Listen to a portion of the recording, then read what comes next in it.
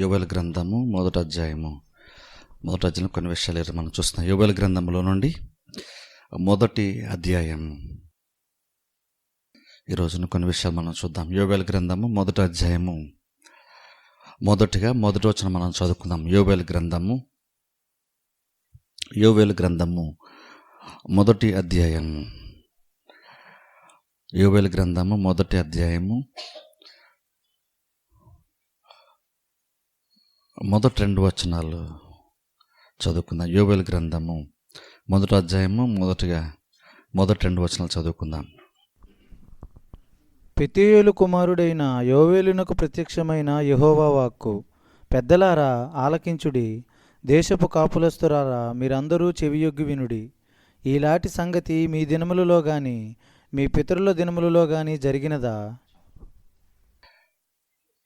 ఇక్కడ మనం చూసుకున్నట్లయితే ఈ యొక్క ప్రవక్త గ్రంథాల్లో ఇదొక యోవేలు గ్రంథం అంటుంటే ఒక గ్రంథము. పాత నిబంధన కాలంలో ప్రవక్తల గ్రంథాలకి ఇంగ్లీష్లో అయితే మేజర్ ప్రాఫిట్స్, మైనర్ ప్రాఫిట్స్ అంటారు. అంటే పెద్ద ప్రవక్త గ్రంథాలు, చిన్న ప్రవక్త గ్రంథాలు అంటారు. అంటే పెద్ద చిన్న అటువంటిది ప్రవక్తల యొక్క పరిచయం బట్టి కాదు, కానీ గ్రంథం యొక్క సైజుని బట్టి, అంటే ఎన్ని అధ్యాయాలు రాయబడిందన్న దాన్ని బట్టి ఎక్కువ అధ్యాయాలు ఉంటే ఆ గ్రంథాన్ని ఏమో పెద్ద ప్రవక్త గ్రంథం అని పిలుస్తారు. ఒకవేళ అధ్యాయాలు తక్కువ ఉంటే అది చిన్న ప్రవక్తలు అని పిలుస్తారు నార్మల్గా. అది అంతేగాని వాళ్ళు సేవ ఏదో పెద్దగా చేస్తే చిన్నగా చేస్తారు యాక్చువల్గా కాదు. అందులో ఒక ప్రాముఖ్యమైన గ్రంథం ఏంటంటే యోవేలు గ్రంథము. అందుకని ఈ రోజు నుంచి మనం గురువారాలు యోవేలు గ్రంథాన్ని మనం చూసుకుందాం. ఇక్కడ బైబిల్ మనం చూస్తున్నప్పుడు ఇక్కడ యోవేలు గురించి మొదటి వచనంలో బైబిల్ మనం చూస్తున్నాం. పెద్దగా ఆయన గురించి పరిచయం ఏమి లేదు, కానీ వారి యొక్క తండ్రి యొక్క పేరు అలాగనే యోవేలు యొక్క పేరు మాత్రం మనం చూస్తున్నాం. ఒకసారి నేను చదువుతాను. పెతూయేలు కుమారుడైన యోవేలునకు ప్రత్యక్షమైన యెహోవా వాక్కు. పెతూయేలు కుమారుడైన యోవేలునకు ప్రత్యక్షమైనటువంటి యెహోవా వాక్కు. ఇక్కడ యోవేలునకు దేవుడు ఎలాగున్న ఆ వాక్యాన్ని ఇచ్చినటువంటిది బైబిల్ మనకు రాయబడలేదు. జనరల్గా మనం పాత నిబంధన గ్రంథాల్లో ప్రవక్త గ్రంథాలు మనం చూసినప్పుడు యెహోవా వాక్కు ఫలానా వ్యక్తికి ప్రత్యక్షమైందనే చూస్తాం, కానీ ఆ వ్యక్తి యొక్క చరిత్ర గురించి, అంటే ఆ ప్రవక్త యొక్క బ్యాక్గ్రౌండ్ గురించి మనకి పెద్దగా బైబిల్లో మనకి ఎక్కువ చాలా సందర్భాల్లో కనబడదు. ఏదో 1-2 సందర్భాల్లో తప్ప ఎక్కువ శాతము పాత నిబంధన ప్రవక్తల గురించి బైబిల్ మాట్లాడుతున్నప్పుడు మొదటి అధ్యాయంలో ప్రత్యక్షమైనటువంటి యెహోవా వాక్కు అనో, లేదంటే యెహోవా ఎలాగ సెలవిచ్చాను అని ఇలాగుని జనరల్గా ఉంటుంది, కానీ ఆ ప్రవక్త గురించి లేదంటే వారి కుటుంబం గురించి పెద్దగా ఎక్కువ వివరాలు బైబిల్ మనకి ఎక్కువ ఉండవు. ఒక రకంగా మంచిదే కూడా. ఎందుకు మంచిదంటే అక్కడ ఎవరు ప్రవచించారన్నది ముఖ్యం కాదు, ఏమి ప్రవచించారనేటువంటిదే ప్రాముఖ్యము. అక్కడ వ్యక్తిని దేవుడు గొప్ప చేయట్లేదు, వ్యక్తి ప్రాముఖ్యం కాదు, అక్కడ ఆ వ్యక్తి ఏం చెప్పాడు అనేటువంటిదే ప్రాముఖ్యం. ఇప్పుడు చూడండి, అసలు అక్కడ ఆ ఒక్క వచనంలోనే జనరల్గా క్రిస్టియన్స్గా మనము దేనికి ఎక్కువ ప్రాముఖ్యత ఇవ్వాలంటున్నది అక్కడే మనకు అర్థమైపోతుంది. వ్యక్తులు మనకి యాక్చువల్గా ఇంపార్టెంట్ కాదు, దేవుడికి కూడా యాక్చువల్గా వ్యక్తులు అంత ఇంపార్టెంట్ కాదు. దేవుడే పిలుచుకున్నాడు, దేవుడే వారికి సామర్థ్యం ఇస్తున్నాడు, దేవుడే వాళ్ళకి ఏం ప్రకటించాలో ఆ మాటలు కూడా దేవుడే వారికి ఇస్తున్నప్పుడు కూడా ఎన్నో దేవుడు రాసి ఉంచేటప్పుడు మాత్రము వారి గురించి పెద్దగా బైబిల్ మనం చూడం. పెద్దగా వివరణ ఏమి ఉండదు, వాళ్ళకి ప్రత్యేకత ఏం పెద్దగా ఉండదు. వాళ్ళ వ్యక్తికి దేవుని యొక్క వాక్యం ప్రత్యక్షమైంది అంతే. అది జనరల్గా ఎక్కువగా ఎప్పుడు ప్రత్యక్షమైంది, ఎలా ప్రత్యక్షమైంది కూడా పెద్దగా వివరాలు ఎక్కువ బైబిల్లో ఉండవు. అంటే మనం ఏమర్థం చేసుకోవాలంటే ఆ ప్రవక్త ఇంపార్టెంటే. ఎందుకంటే చాలామంది ప్రవక్తలు ఉంటున్నప్పుడు కూడా దేవుడు కొంతమందిని ప్రత్యేకంగా పిలుచుకొని లేపుకొని నిజమైనటువంటి వాక్కును ఆ దేశ ప్రజలకు దేవుడు ఇస్తున్నాడు. నేను ఎంతమంది చెప్పని చూసారా, ప్రవక్తలు లేక కాదు, ఇక్కడ ఆల్రెడీ ప్రవక్తలు యాజకులు చాలామంది ఉన్నారు, కానీ ఇంకనూ దేవుడు మరలా ఒక ప్రవక్తను లేపి ఇన్స్టెంట్గా అప్పటికప్పుడు ప్రవక్తను లేపి ఆ వ్యక్తి నోట కొన్ని మాటలు పెట్టి ప్రజలందరికీ, ఇంకా చెప్పాలంటే దేశమంతటికి దేవుడు కొన్ని మాటలు తెలియజేస్తున్నాడు. ఇక్కడ చెప్పాలి ఒక రకంగా హెచ్చరికలాగా దేవుడు తెలియజేస్తున్నాడు. అదేం చెప్తుందంటే కొత్తగా నూతనంగా వేరే ప్రవక్తను దేవుడు ఎందుకు లేపుతున్నాడు, ఈ వ్యక్తికి ఎందుకు వాక్యాన్ని దేవుడు బయలుపరుస్తున్నాడు అంటే అక్కడ ఆల్రెడీ బహుశా చాలామంది దేవుని యొక్క మాట వినకుండా ఉంటున్నారు కాబట్టేమో దేవుడు మరలా వేరే ఒక వ్యక్తిని లేపి ఆ వ్యక్తి యొక్క నోట కొన్ని మాటలుంచి ప్రజలకు దేవుడు ఆ వాక్యాన్ని లేదంటే ఆ ప్రవచనాన్ని దేవుడు ప్రకటింపజేస్తూ ఉన్నాడు. అందుకే మనం చూస్తే చూడండి, యోవేలు అంటే బేసిక్ మీనింగ్ ఏంటంటే యెహోవాయే దేవుడు అని వస్తుంది. బేసిక్ మీనింగ్ ఇది దాని పెద్దగా అవసరం, జస్ట్ చెప్తాను ఇన్ఫర్మేషన్ కోసం. యోవేలు అంటే యెహోవాయే దేవుడు లేదా యెహోవా దేవుడు అని వస్తుంది. అయితే వాళ్ళ తండ్రి పేరు పెతూయేలు అంటే బేసిక్ అర్థం ఏంటంటే దేవుని యొక్క స్వరము అని చెప్పవచ్చు, లేదా దేవుడు సూటిగా మాట్లాడడం అని అర్థం వస్తుంది. ఓ రకంగా తండ్రి పేరు కుమారుని పేరు కలుపుకుని బేసిక్గా దేవుడు అక్కడ ఏం చెప్తాడంటే దేవుడు సూటిగా ప్రజలతో మాట్లాడినటువంటి మాట ఇక్కడ మనం చూస్తున్నాం. ఓ ప్రత్యేకమైన సందర్భం ఉంది ఇక్కడ. ఆ సందర్భాన్ని బట్టి దేవుడు ఇజ్రాయేల్ ప్రజలతో యోబేలు ద్వారా కొన్ని విషయాలు దేవుడు ఇక్కడ మాట్లాడుతున్నాడు. దేవుడు మాట్లాడుతున్నాడు అంటే అర్థం ఏంటంటే కొన్ని ప్రాముఖ్యమైన సందర్భాలు ఉంటాయని అర్థం. ఎందుకంటే ప్రజలు నార్మల్గా మాట్లాడడం మానేశారు, ఆచారాలని నార్మల్గా జరిగేస్తున్నారు, కానీ దేవుడు నిజమైనటువంటి మాటను ఎవరు కూడా పెద్దగా లెక్క చేయనటువంటి సందర్భంలో దేవుడు యోబేలు లేపి కొన్ని మాటలు దేవుడు ఇస్తున్నాడు. ఆ లిస్టు అక్కడ దేవుడు చెప్తున్న మాట చూడండి. అసలు ఇక్కడ ప్రాబ్లం ఏంటంటే ఇక్కడ ఒక సమస్య దేశం మీదకి రాబోతుంది. ఆ సమస్య గురించి దేవుడు ఇక్కడ మాట్లాడుతున్నాడు. ఒక పెద్ద సమస్య. అదేంటంటే సమస్య బేసిక్ మనకు తెలియదు, కానీ యెహోవా దినం అన్న మాట మాత్రం మనం చూస్తాం. ఇక్కడ ప్రస్తుతం చూస్తే దేవుడు యెహోవా దినం అనే ఒక దినము గురించి ఇక్కడ యోబేలు మాట్లాడుతున్నాడు. చూడండి, యెహోవా దినము అని బైబిల్ మనం చూస్తాం. బేసిక్గా చూస్తే అక్కడ 15 వచనంలో ఉంటుంది, ఇంకా చాలా చోట్ల మాట ఉంటుంది, యెహోవా దినం అన్న మాట ఉంటుంది. అండ్ బేసిక్ యెహోవా దినం అంటే అర్థం ఏంటంటే ఒక రకంగా చెప్పండి, మన భాష చెప్పండి, దేవుని యొక్క టైం అని చెప్పచ్చు. ఇప్పుడు దేవుడు ఎందుకు అలా మాట్లాడు యెహోవా దినము అన్న మాట ఎందుకు వస్తుందంటే ప్రజలు బేసిక్గా ఎలా జీవిస్తూ కొనసాగుతున్నారంటే ప్రతిదీ కూడా వారి టైం అన్నట్టుగా వారికి నచ్చినట్టుగా చేసుకుంటూ వారు నచ్చినట్టుగా జీవిస్తూ దేవుణ్ణి వారి లైఫ్లో ఉండి వారి పరిస్థితుల్లో ఉండి పక్కన పెట్టేసి ప్రతిరోజు ఇంకా వాళ్ళు నచ్చినట్టుగా వాళ్ళు జీవిస్తున్నారు. కాబట్టి దేవుడు అంటున్నాడంటే ప్రతిరోజు మీద అనుకొని మీరు బ్రతుకుతున్నారు, మీ ప్రయారిటీస్ తగ్గట్టుగా మీరు బ్రతుకుతున్నారు, మీరు నన్ను మీ లైఫ్లోంచి మీ అనుదిన కార్యాలను మీరు పక్కన పెట్టేశారు, అసలు పెద్దగా నా గురించి మీరు ఆలోచన కూడా మీరు చేయట్లేదు, కాబట్టి నేను లేనన్నట్టుగా మీరు జీవిస్తున్నారు. కాబట్టి ఒక టైం వచ్చేసరికి నేను నిజంగా ఉన్నానన్న విషయాన్ని, నా ఉనికిని నిజంగా ప్రపంచం మీద లేదా మీ లైఫ్ పైన లేదా మీ అనుదిన జీవితముల పైన నా ఇన్వాల్వ్మెంట్ నా దృష్టి ఖచ్చితంగా ఉందని బలంగా తెలిపేటువంటి ఒక దినం వస్తుందని ఇక్కడ యోబేలు చెప్తున్నాడు. యెహోవా దినం అంటే అది. ఇప్పుడు చూడండి, ఎందుకు దేవుడు అలా మాట్లాడంటే బేసిక్ చాలా సందర్భాలు ఏంటంటే మనం దేవుణ్ణి నిజంగా నమ్మేము, కానీ దేవుణ్ణి చాలా సందర్భంలో ప్రాక్టికల్గా పెద్దగా మనం లెక్క చేయం దేవుణ్ణి. ఇప్పుడు చర్చకు వచ్చినప్పుడు దేవుడి గురించి మాట్లాడుకుంటాం, కానీ నార్మల్గా వేరే సందర్భాల్లో ఎక్కడ పెద్దగా దేవుని గురించి మనం ఆలోచనే చెయ్యము. దేవుడు ఉన్నా సరే దేవుడు లేడు అన్నట్టుగా బ్రతుకుతాం. ఇప్పుడు చూడండి, ఇది దేవుడు లేడు అని బ్రతికేటువంటి వాళ్ళకంటే దేవుడు ఉన్నాడని తెలుసుండి కూడా దేవుడు లేనట్టుగా బ్రతికేటువంటిది ఇంకా భయంకరమైన ఒక స్థితి. అందుకని అలా ప్రజలు అలా బ్రతుకుతున్నారు. కాబట్టి దేవుడు చాలా సందర్భంలో మనం రాబోతున్న వాళ్ళకు చూస్తాం యెహోవా దినం అన్న మాట దేవుడు మాట్లాడతాడు. అర్థం ఏంటంటే టైం అంతా మీద అని మీరు అనుకుంటున్నారు, కానీ ఒక రకంగా చెప్పి దేవుడు అన్నాడంటే నేను లేనంటే మీరు బ్రతున్నారు కదా, నేను ఇన్వాల్వ్ అయ్యి నేను తలదూర్చినప్పుడు పరిస్థితులు ఎలా ఉంటాయి మీకు అర్థమవుతుంది. ఆ టైంలో మీరు ప్రస్తుతం అంత బాగున్నప్పుడు నేను లేనంతగా మీరు బ్రతుకుతున్నారు కదా, ఓ టైం వచ్చేసరికి మీరు ఎంత కాదనుకున్నా నా గురించి మీరు ఆలోచించకుండా ఉండలేని దినం ఒకటి వస్తుందని దేవుడు చెప్తున్నాడు. అది యెహోవా దినం అని బైబిల్లో దేవుడు ఇక్కడ చెప్తున్నాడు. ఇప్పుడు చూడండి, ఎప్పుడైనా సరే మనం ఆ స్టేజ్కి ఎప్పుడు వెళ్ళిపోకూడదు.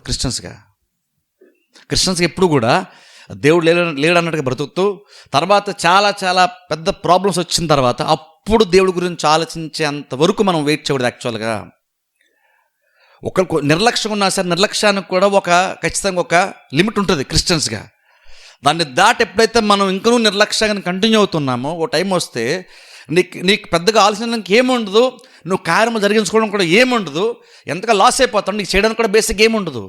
ఆ టైం వస్తే నువ్వు దేవుడి గురించి తప్ప ఏంటి ఇలా జరిగిందని ఆలోచించడం తప్ప చేసేది ఇంకేమీ ఉండనటువంటి ఒక టైం వస్తుంది. అది బైబిల్ చెప్తున్న మాట ఏంటంటే దేవుని యొక్క భాష చెప్పాలంటే అది యెహోవా దినము, అది రాబోతుంది అన్న విషయాన్ని దేవుడు యోబేలు ద్వారా ప్రజలకు తెలియజేసే ప్రయత్నం చేస్తున్నాడు. అలా చేస్తూ చూడండి, దేవుడు ఇక్కడ మాడుతూ అందరితో దేవుడు మాట్లాడుతున్నాడు. ఇక్కడ అందరితో ఒకసారి చూద్దాం. చూడండి, 2వ వచనంలో దేవుడు మాట్లాడుతున్నాడు. చూడండి, 2వ వచనం చదవండి. పెద్దలారా ఆలకించుడి, దేశపు కాపురస్తులారా మీరందరూ చెవియొగ్గి వినుడి.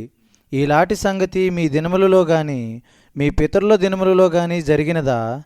ఈ సంగతి మీ బిడ్డలకు తెలియజేయుడి, వారు తమ బిడ్డలకును ఆ బిడ్డలు రాబోవు తరం వారికి తెలియజేయుదురు. గొంగలి పురుగులు విడిచిన దానిని మిడతలు తినివేసి ఉన్నవి, మిడతలు విడిచిన దానిని పసర పురుగులు తినివేసి ఉన్నవి, పసర పురుగులు విడిచిన దానిని చీడ పురుగులు తినివేసి ఉన్నవి. చాలు, ఇక్కడ చూడండి, దేవుడు ఇక్కడ మాడుతూ ఫస్ట్ ఆఫ్ ఆల్ ఇక్కడ చాలా మందితో మాడుతున్నాడు. ఇక్కడ అంటే రకరకాల క్లాస్ ఆఫ్ పీపుల్తో దేవుడు మాడతాడు. అంటే పెద్దలతో మాడతాడు, ఇంకా కొంతమంది యాజకులతో దేవుడు మాడతాడు, అలాగే వ్యవసాయం అంటే నార్మల్గా పనిచేస్తున్నటువంటి వారితో దేవుడు మాట్లాడతాడు, అలాగే తరచుగా ద్రాక్షారసం సేవిస్తూ మత్తుకుండేటువంటి వారితో కూడా దేవుడు స్పెసిఫిక్గా మాడతాడు. దేవుడు ఇక్కడ చూడండి, ప్రజలారని జనరల్గా మాట్లాడలేదు, స్పెసిఫిక్గా ప్రతి వాళ్ళు ఒక రకమైన గుంపుని పేరెత్తి చూపిస్తూ దేవుడు మాట్లాడుతూ ఫస్ట్ ఎవరి మీద మాట్లాడుతున్నాడు దేవుడు ఇక్కడ? పెద్దలారా ఆలకించుడు అంటున్నాడు. పెద్దలారా ఆలకించండి. ఇప్పుడు చూడండి, ఈ మాట చాలా పెద్దలారా ఆలకించండి అన్నమాట దేవుడు అంటున్నాడు ఇక్కడ. ఇప్పుడు నార్మల్ చూడండి, బైబిల్లో మనం చూసినప్పుడు స్పెసిఫిక్ బైబిల్ కాలంలో చూస్తే పెద్దలకి చాలా గౌరవం ఉంది. పెద్దలంటే నేను చెప్పేది పొజిషనల్గా పెద్దలని మాత్రమే కాదు, వయసులో పెద్దవాళ్ళకి బైబిల్లో దేవుడు చాలా వాల్యూ ఇచ్చాడు. వారిని గౌరవించాలని, వారిని గణపరచాలని దేవుడు చాలామందికి ఆజ్ఞాపించాడు. ప్రజలకి తక్కువ వయసు ఉన్నటువంటి వాళ్ళు పెద్దవాళ్ళని ఎప్పుడు గౌరవించాలి, గణపరచాలని దేవుడు ఎప్పుడూ కూడా అది ఆజ్ఞ రూపంలో దేవుడు ఇచ్చాడు. కానీ ఓ టైం వస్తే చూడండి, అంటే అర్థం ఏంటంటే బైబిల్ టైంలో మనం చూసినప్పుడు పెద్దలు ఎప్పుడు బేసిక్ గెయిన్ చేసేవాళ్ళు. ఒక ఏజ్ దాటిన తర్వాత బేసిక్ బైబిల్లో మనం ఎక్కువ చూస్తే దేవుడు ఎక్కువగా పెద్దలకే సపోర్ట్ చేస్తూ మాట్లాడాడు. ప్రజలు ఏమేమి చేయాలంటే పెద్దలు చెప్పేవాళ్ళు. బేసిక్గా పెద్దలు అన్నప్పుడు వయసు కొంచెం పెరిగిన తర్వాత వాళ్ళ స్టేజ్ బైబిల్లో ఎలా ఉండేదంటే, వాళ్ళు బేసిక్గా ఎవరో చెప్తే వినేవాళ్ళు కాదు, వాళ్ళు ప్రతి వాళ్ళకి వాళ్ళు చెప్పేవాళ్ళు. వాళ్ళకున్న వయసుని బట్టి, వాళ్ళకున్నటువంటి ఎక్స్పీరియన్స్ని బట్టి ప్రతిదీ వాళ్ళు చెప్తే ప్రజలందరూ వినేవాళ్ళు. అంటే ఏం చేయాలి, ఎందుకు చేయాలి, ఎలా చేయాలంటే ప్రతిసారి పెద్దలే చెప్పడం వాళ్ళకి అలవాటు. బేసిక్గా అలాంటి కాలంలో ఉంటున్నప్పుడు సడన్గా దేవుడు అంటున్నాడు, ఎప్పుడు మీరే చెప్తూ వచ్చారు అందరికీ ఏం చేయాలో, ఇప్పుడు యోవేలు చెప్తాడు మీరు వినండి అంటున్నాడు దేవుడు. అంటే ఇప్పుడు చూడండి అర్థం ఏంటంటే ఇక్కడ సిచ్యువేషన్, ఇక్కడ ఒక పరిస్థితి అంటున్నాడు. దేశం యొక్క పరిస్థితి చాలా ప్రత్యేకమైంది. ఎంత ప్రత్యేకమైందంటే అందరూ కూడా నార్మల్గా తరచుగా అందరూ ఎలా జీవిస్తున్నారో, తరచుగా అందరూ ఏది అలవాటుగా చేస్తున్నారో, తరచుగా వాళ్ళకి లైఫ్ స్టైల్ ఎలాగ పద్ధతి ప్రకారం ఎలాగైతే మెయింటైన్ అవుతూ కొనసాగుతూ వెళ్ళిపోతూ ఉందో, ఇప్పుడు దానికి దేవుడు అడ్డుపడుతూ దాన్ని కట్టడి వేస్తూ ఎక్కువ నుండి మీరు ఎలా చేయండి, ఇప్పుడు మీరు అలవాటుగా మీరు ఎలాగైతే జీవిస్తూ వస్తున్నారో, ఏదైతే పద్ధతి ప్రకారం మీరు చేస్తున్నారో, పద్ధతికి విరుద్ధంగా ఇప్పుడు మీరు చేయాల్సినటువంటి పరిస్థితి, సందర్భం ఇప్పుడు మీకు వస్తుందని దేవుడు చెప్తున్నాడు. అది పెద్దలకు కూడా చెప్తున్నాడు దేవుడు. పెద్దలు కూడా అదే మాట చెప్తున్నాడు, అందరికీ చెప్తాడు దేవుడు. వాళ్ళకి లైఫ్ స్టైల్ గురించి దేవుడే మాట్లాడతాడు. మీరు ఎప్పుడు ఇలా చేస్తూ వచ్చారు కదా, ఎక్కడ మీరు అలా చేయడానికి వీల్లేదు. మీరు ఇప్పటివరకు చేస్తూ వచ్చిన దాన్ని పక్కన పెట్టేసి మీకు అలవాటైంది కాకుండా మీకు అలవాటు లేనటువంటి కొత్త విధానాన్ని, కొత్త జీవిత విధానాన్ని మీరు అలవాటు చేసుకోవడం నేర్చుకోవాలి. ఎందుకంటే యెహోవా దినం ఒకటి రాబోతుంది. అంటే ప్రత్యేకమైన సందర్భం వస్తుంది కాబట్టి, ఆ ప్రత్యేకమైన సందర్భం వచ్చినప్పుడు ఆ సందర్భం యొక్క సీరియస్నెస్ మీరు అర్థం చేసుకోవాలి. ఆ సందర్భం యొక్క ప్రత్యేకత మీరు అర్థం చేసుకోవాలి. దాని యొక్క తీవ్రతను మీరు అర్థం చేసుకొని దానికి తగ్గట్టుగా మీరు మీ అలవాట్లను మీరు మార్చుకోవాలని దేవుడు ఇక్కడ చెప్తున్నాడు. అందులో మొదటిగా దేవుడు పెద్దలతో స్టార్ట్ చేస్తున్నాడు. అంటున్నాడు, పెద్దలారా మీరు ఆలకించండి. సరే, పెద్దలారా మీరు ఆలకించండి. ఎప్పుడు నేనే చెప్తాను అంటే కుదరదు. కొన్ని సందర్భాలు వచ్చినప్పుడు దేవుడు అంటున్నాడు, ఎక్కడుండి నేను ప్రవక్తను లేపాను, యోవేలు మీకంటే చిన్నవాడు అవుతాడు, కానీ ఖచ్చితంగా ఆయన చెప్తాడు, ఎక్కడుండి మీరు వినాలి. ఇది నార్మల్ ఇజ్రాయేల్ యొక్క సాంప్రదాయంలో ఇది విరుద్ధమైనటువంటిది. ఇప్పటివరకు ప్రతిదీ మీరు చెప్తూ వచ్చారు, ఇప్పుడు మీరు చెప్పడం కాదు, ఇప్పుడు మీరు సైలెంట్, ఎప్పుడు మీరు చెప్తున్నారు, ఈసారి చెప్పడం కాదు, వేరే వాళ్ళు మాట్లాడతారు, మీరు జాగ్రత్తగా మీరు వినాలి. ఏం వినాలి? అక్కడ దేవుడు మాట్లాడుతూ అంటున్నాడు, దేశపు కాపురస్తులారా మీరందరూ చెవియొగ్గి వినుడి, ఇలాంటి సంగతి మీ దినముల్లో కానీ మీ పితరుల దినముల్లో కానీ జరిగినదా? చూసారా ఇక్కడ అంటే చూడండి సిచ్యువేషన్ ఎంత బలమైనటువంటిదో, ఎంత తీవ్రత ఉంటుందో ఇక్కడ దేవుడు మాట్లాడుతూ అంటున్నాడు. ఎంతో వృద్ధాప్యానికి వచ్చేసినటువంటి వాళ్ళని, ఎంతో జీవిత కాలాన్ని చూసి ఎన్నో పరిస్థితులను చూసేసినటువంటి వాళ్ళతో దేవుడు అంటున్నాడు, ఓ రాబోతున్నటువంటి కాలం ఎలాంటిదంటే అలాంటిది మీరు ఎంతమంది ఎప్పుడైనా కూడా మీరు చూసే ఉండరు. ఇక్కడ ఎవరితో మాట్లాడుతున్నాడు దేవుడు అన్నమాట? పెద్దలతో చెప్తున్నాడు. వృద్ధాప్యానికి వచ్చినటువంటి వాళ్ళు చెప్తున్న మాట ఏంటంటే, మేము చాలా చూస్తాను మీరు అనుకుంటున్నారు, కానీ ఇప్పుడు మీరు చూసిన అసలు ఏమీ కాదు, మీరు ఎప్పుడు చూడనటువంటిది ఒకటి త్వరలో మీ లైఫ్లోకి, మీ జీవితంలోనికి రాబోతుంది. అందుకనే మీరు ఇంతకుముందులా ఇప్పుడు అందరూ మేము చెప్తాం మీరు వినాలని కాదు, మీరు వినడం ఇప్పుడు నేర్చుకోవాలి. దాన్ని సక్సెస్ఫుల్గా మీరు ఫేస్ చేయాలంటే, ఆ సిచ్యువేషన్ మీరు కరెక్ట్గా హ్యాండిల్ చేసి ఆ ప్రాబ్లం మిమ్మల్ని పెద్దగా బాధించకూడదు అనుకుంటే, మీకు అలవాటైనటువంటిది అందరికి చెప్పడం మీకు అలవాటు కాదు, ఇప్పుడు మీరు చెప్పడం కాదు, మీరు వినడం ఇప్పుడు మీరు నేర్చుకోవాలి. ఎందుకంటే వస్తున్నటువంటి పరిస్థితి ఎలాంటిదంటే, మీరు అంతకుముందు ఎప్పుడు చూడనటువంటి భయంకరమైనటువంటి దినం రాబోతుంది. అదొక్కడ దేవుడు మాట్లాడుతూ అంటున్నాడు, వృద్ధాప్యానికి వచ్చేసినటువంటి వాళ్ళతో అంటున్నాడు, ఇలాంటిది మీ దినముల్లోనే కానీ మీ పితరుల దినముల్లో కూడా బహుశా మీరు చూసుండ్రు. సరే దేవుడు అంటున్నాడు అంటే చూడండి ఒక అంత ప్రత్యేకమైన ఒక కొత్త జీవిత విధానంలోనికి వెళ్ళబోతున్నారు, ఒక కొత్త అనుభవం అనేటువంటిది వీరు ఫేస్ చేయబోతున్నారు. అంతకుముందు ఎప్పుడు వీళ్ళు అలాంటి పరిస్థితిని ఫేస్ చేసిందే లేదు. ఇంతకుముందు కనుక ఒక ప్రాబ్లం వచ్చినప్పుడు దాన్ని కనుక ఫేస్ చేసి ఉన్నారనుకోండి, అప్పుడు మరలా అలాంటి ప్రాబ్లం వచ్చిందనుకోండి, ఈ ప్రాబ్లం ఎలా ఫేస్ చేయాలో మాకు తెలుసు, ఎందుకంటే ఇంతకుముందు మేము దీన్ని ఇలా ప్రాబ్లం వచ్చినప్పుడు ఇలాగ పరిస్థితిని ఎదుర్కొన్నాం, కాబట్టి ఈసారి కూడా అలా ఎదుర్కొంటాం అని అనడానికి వీల్లేదు. ఇప్పుడు ఎందుకంటే ఈ ప్రాబ్లమ్ ఇప్పుడు కొత్తగా వస్తున్న ప్రాబ్లం, ఇది ఎంతమంది వచ్చినటువంటి ప్రాబ్లం కాదు. ఎంతమంది వచ్చి ఉండుంటే మీకు ఎక్స్పీరియన్స్ ఉంది కాబట్టి మీరు దాన్ని జయించేసేవాళ్ళు. కానీ ఇప్పుడు వచ్చేటువంటి ప్రాబ్లం అలాంటిది కాదు. ఇది మీకు ఎంత అనుభవం ఉంటే మీకు కూడా తెలియదు. కాబట్టి నేను చెప్పేది మీరు జాగ్రత్తగా మీరు వినాలి. అది ఇంతకుముందు ఎప్పుడు కూడా మీ పితరుల దినముల్లో కూడా ఇలాంటిది ఎప్పుడు కూడా మీరు చూసి ఉండరు. ఈ పరిస్థితి అంత భయంకరమైన అంటే మీరు ఈ విషయం గురించి మీ బిడ్డలకు కూడా మీరు తెలియజేయాలి, వారి బిడ్డలకు కూడా మీరు విషయాన్ని తెలియజేయాలి. ఇప్పుడు దేవుడు ఆ విషయం చెప్తున్నాడు. ఇదంత తీవ్రమైన పరిస్థితి అంటే దేవుడు అంటున్నాడు, ఇది జస్ట్ ఏదో మీరు మాత్రమే ఈ విషయాలు తెలుసుకోవడం కాదు, ఇది ఎంత భయంకరమైన పరిస్థితి అంటే ఇది ఖచ్చితంగా రాబోతున్న తరాలకి ఇది ఒక గుణపాఠముగాను, ఇది ఒక ఎగ్జాంపుల్గా ఉండాలి. కాబట్టి ఇది మీరు తెలుసుకొని దాన్ని మీ పిల్లలకి, వాళ్ళ పిల్లలకు కూడా మీరు చెప్పాల్సిన రెస్పాన్సిబిలిటీ మీదే అని దేవుడు చెప్తున్నాడు. ఇప్పుడు చూడండి, మనం బైబిల్ చూసినప్పుడు ఇది చాలా ఇంపార్టెంట్. ఇది ఒక తరం వారు ఇంకొక తరం వారికి కొన్ని విషయాలు తెలియజేయడం అంటే చాలా చాలా ఇంపార్టెంట్, తెలుసా? అది బైబిల్లో దేవుడు ఒక ఆజ్ఞ రూపంలో ఇచ్చాడు ప్రజలకు, ఇజ్రాయెల్ ప్రజలకి స్పెసిఫిక్గా. దేవుడు వాళ్ళ జీవితంలో జరుగుతున్న ప్రతి కార్యంలో కూడా దేవుడు కొన్ని సందర్భంలో అది గతించిపోయిన తర్వాత కూడా, ఆ ప్రమాదమును లేదా ఇబ్బందికర పరిస్థితిని వాళ్ళు జయించేసిన తర్వాత కూడా దేవుడు దాన్ని వాళ్ళు గుర్తుగా ఇచ్చి, ఒక ఆచారంగా ఇచ్చి, ఒక పండుగలాగా దేవుడిచ్చి దాన్ని మరలా వాళ్ళ మైండ్లో ఫ్రెష్గా ఉంచే ప్రయత్నం దేవుడు చేశాడు, తెలుసా? ఎగ్జాంపుల్, పస్కా పండుగ ఉంది. అది ఫస్ట్ అసలు ఎక్కడ స్టార్ట్ అయింది? పస్కా పండుగ అంటే బేస్ ఇంగ్లీష్లో పాస్ ఓవర్ అంటాం, దాని తెలుగులో పస్కా అంటాం. పాస్ ఓవర్ అంటే అర్థం ఏంటంటే నువ్వు ఒక దాన్ని దాటి వెళ్ళిపోవడం. ఇజ్రాయెల్ ప్రజలు మొట్టమొదటిగా పండుగ ఎక్కడ ఆచరించారు? ఐగుప్తులో ఆచరించారు. ఫరో పంపించడానికి ఇష్టపడినప్పుడు చివరిగా దేవుడు ఏమన్నాడంటే, మీరు పస్కా పశువుని వధించి దాని మాంసాన్ని మీరు తిని దాని రక్తాన్ని గుమ్మంలో 3 కమ్ములకి మీరు రాయండి, ఈ దెబ్బతో ఫరో ఖచ్చితంగా మిమ్మల్ని బయటికి పంపిస్తాను, మీకు విడుదల వస్తుంది దేవుడు చెప్పాడు. అది జరిగిపోయింది, వాళ్ళు బయటకు వచ్చారు. కానీ తర్వాత దేవుడు ఆజ్ఞాపించినటువంటి విషయం ఏంటంటే, ఆ పస్కాని వాళ్ళు తరచుగా వాళ్ళు ఆచరిస్తూనే రావాలి. ఎందుకు ఆచరించున్నాడు? ఇజ్రాయెల్ ప్రజలకి పండుగలు ఎందుకు ఉన్నాయి? సరదాగా ఎంజాయ్ చేయడానికి పండుగలు కాదు, ఆ పండుగల్లో ఒక మెసేజ్ ఉంది వాళ్ళకి. ఎందుకంటే ఆ తరానికి తెలుసు పస్కా పండుగ ఎందుకు జరిగింది, లేదా పస్కా అనేటువంటిది పస్కా అనగానే ఏంటో వాళ్ళకి తెలుసు. కానీ ఆ తర్వాత తరానికి ఆ విషయము తెలియదు. అందుకని దేవుడు ఏంటంటే ఒక పండుగలాగా వాళ్ళకి ఇచ్చాడు. ఇప్పుడు మీరు ఏం చేయాలి? ఆ పండుగ మీరు ఆచరించాలి. ఎందుకని? ఇది క్రిస్టియన్ పండుగని కాదు, దీని ద్వారా మీరు ఏం చేస్తారని దేవుడు స్పెసిఫిక్గా అంటాడు. మీ పిల్లలు కనుక వచ్చి ఇది ఏంటి అని అడిగినప్పుడు మీరు వెనక్కి వెళ్ళి మీరు అనుభవించింది, మీరు చూసింది, మీకు అర్థమైంది మీ పిల్లలకి మీరు చెప్పాలి. అలాగనే పులిన రొట్టె పిండిల పండుగ కూడా, అది కూడా దేవుడు చెప్పాడు. అలాగే దేవుడు చాలా విషయాలు పండుగల్లాగా దేవుడు బైబిల్లో వాళ్ళకి ఇచ్చినప్పుడు ఎందుకు ఇచ్చాడంటే ఊరిని లేదో తిని సంతోషించడానికి అది యాక్చువల్గా. తద్వారా దాన్ని ఆచరించడం ద్వారా మీ పిల్లలు అడుగుతారు ఇది ఏంటి అని అడిగినప్పుడు మీరు దానికి సంబంధించినటువంటి స్టోరీ అంతా కూడా, జరిగిన చరిత్ర అంతా మీరు చెప్పాలి. ఏ రకంగా దేవుడు మనకు పరిస్థితుల్లో ఇన్వాల్వ్ అయ్యి మనకు విడుదల ఇచ్చాడు, ఏ రకంగా దేవుడు మనల్ని పోషించాడు, ఏ రకంగా దేవుడు మనకు సహాయం చేశాడు అంటే మీరు మీ ప్రజలకు చెప్పాలి, మీ పిల్లలకి మీరు చెప్పాలి. ఆ తర్వాత వాళ్ళు ఆచరిస్తున్నప్పుడు వాళ్ళ పిల్లలకి చెప్పాలి. అది ఇప్పుడు చూడండి, దేవుడు అది చాలా ఇంపార్టెంట్గా పరిగణించాడు, తెలుసా? అంటే ఒక తరం వాళ్ళు నేర్చుకున్నటువంటి కార్యాలు ఇంకో తరానికి అందించాలన్నటువంటి దేవుని యొక్క ఉద్దేశం. అది ప్రతి ఇజ్రాయేలుడికి దేవుడు ఇచ్చిన ఒక రెస్పాన్సిబిలిటీ, తెలుసా? అయితే ప్రాబ్లం ఏంటంటే ఇజ్రాయేల్ ప్రజలు చాలా సందర్భంలో పండుగలు అయితే బహుశా ఆచరించారేమో కానీ చెప్పాల్సినటువంటి విషయాలు మాత్రం వాళ్ళ పిల్లలకి ఆ తర్వాత తరానికి వాళ్ళు అందించలేదు. అది పెద్ద ప్రాబ్లం, తెలుసు? అది ఒకసారి ఆలోచించండి. అప్పుడే అంత పెద్ద ప్రాబ్లం అయితే వాళ్ళు ప్రతి పండుగను జ్ఞాపకం చేసుకుంటూ ఆచరిస్తూ ఉంటున్నప్పుడే బైబిల్ మనం చూస్తే ఒక తరం లేచిందంట. బైబిల్లో మనం చూస్తే ఒక తరం లేచిందంట. ఆ తరానికంట యెహోవా దేవుని గురించి కానీ ఆయన చేసినటువంటి కార్యాల గురించి ఏమాత్రం కూడా తెలియనటువంటి ఒక తరం లేచిందంట. అంటే ఆలోచించండి. అంటే అర్థం ఏంటి? ఇప్పుడు అసలు యెహోవా దేవుని గురించి వాళ్ళకి పెద్దగా ఏం తెలియదు, ఆయన కార్యాల గురించి వాళ్ళకి పెద్దగా ఏమి కూడా తెలియదు, దేవుని గురించి జీరో నాలెడ్జ్, వాళ్ళకి ఏమి అసలు తెలియని కూడా తెలియదు. అలాంటి తరం వచ్చిందంట. వాళ్ళు దేవుని గురించి అసలు ఏమీ తెలియదు.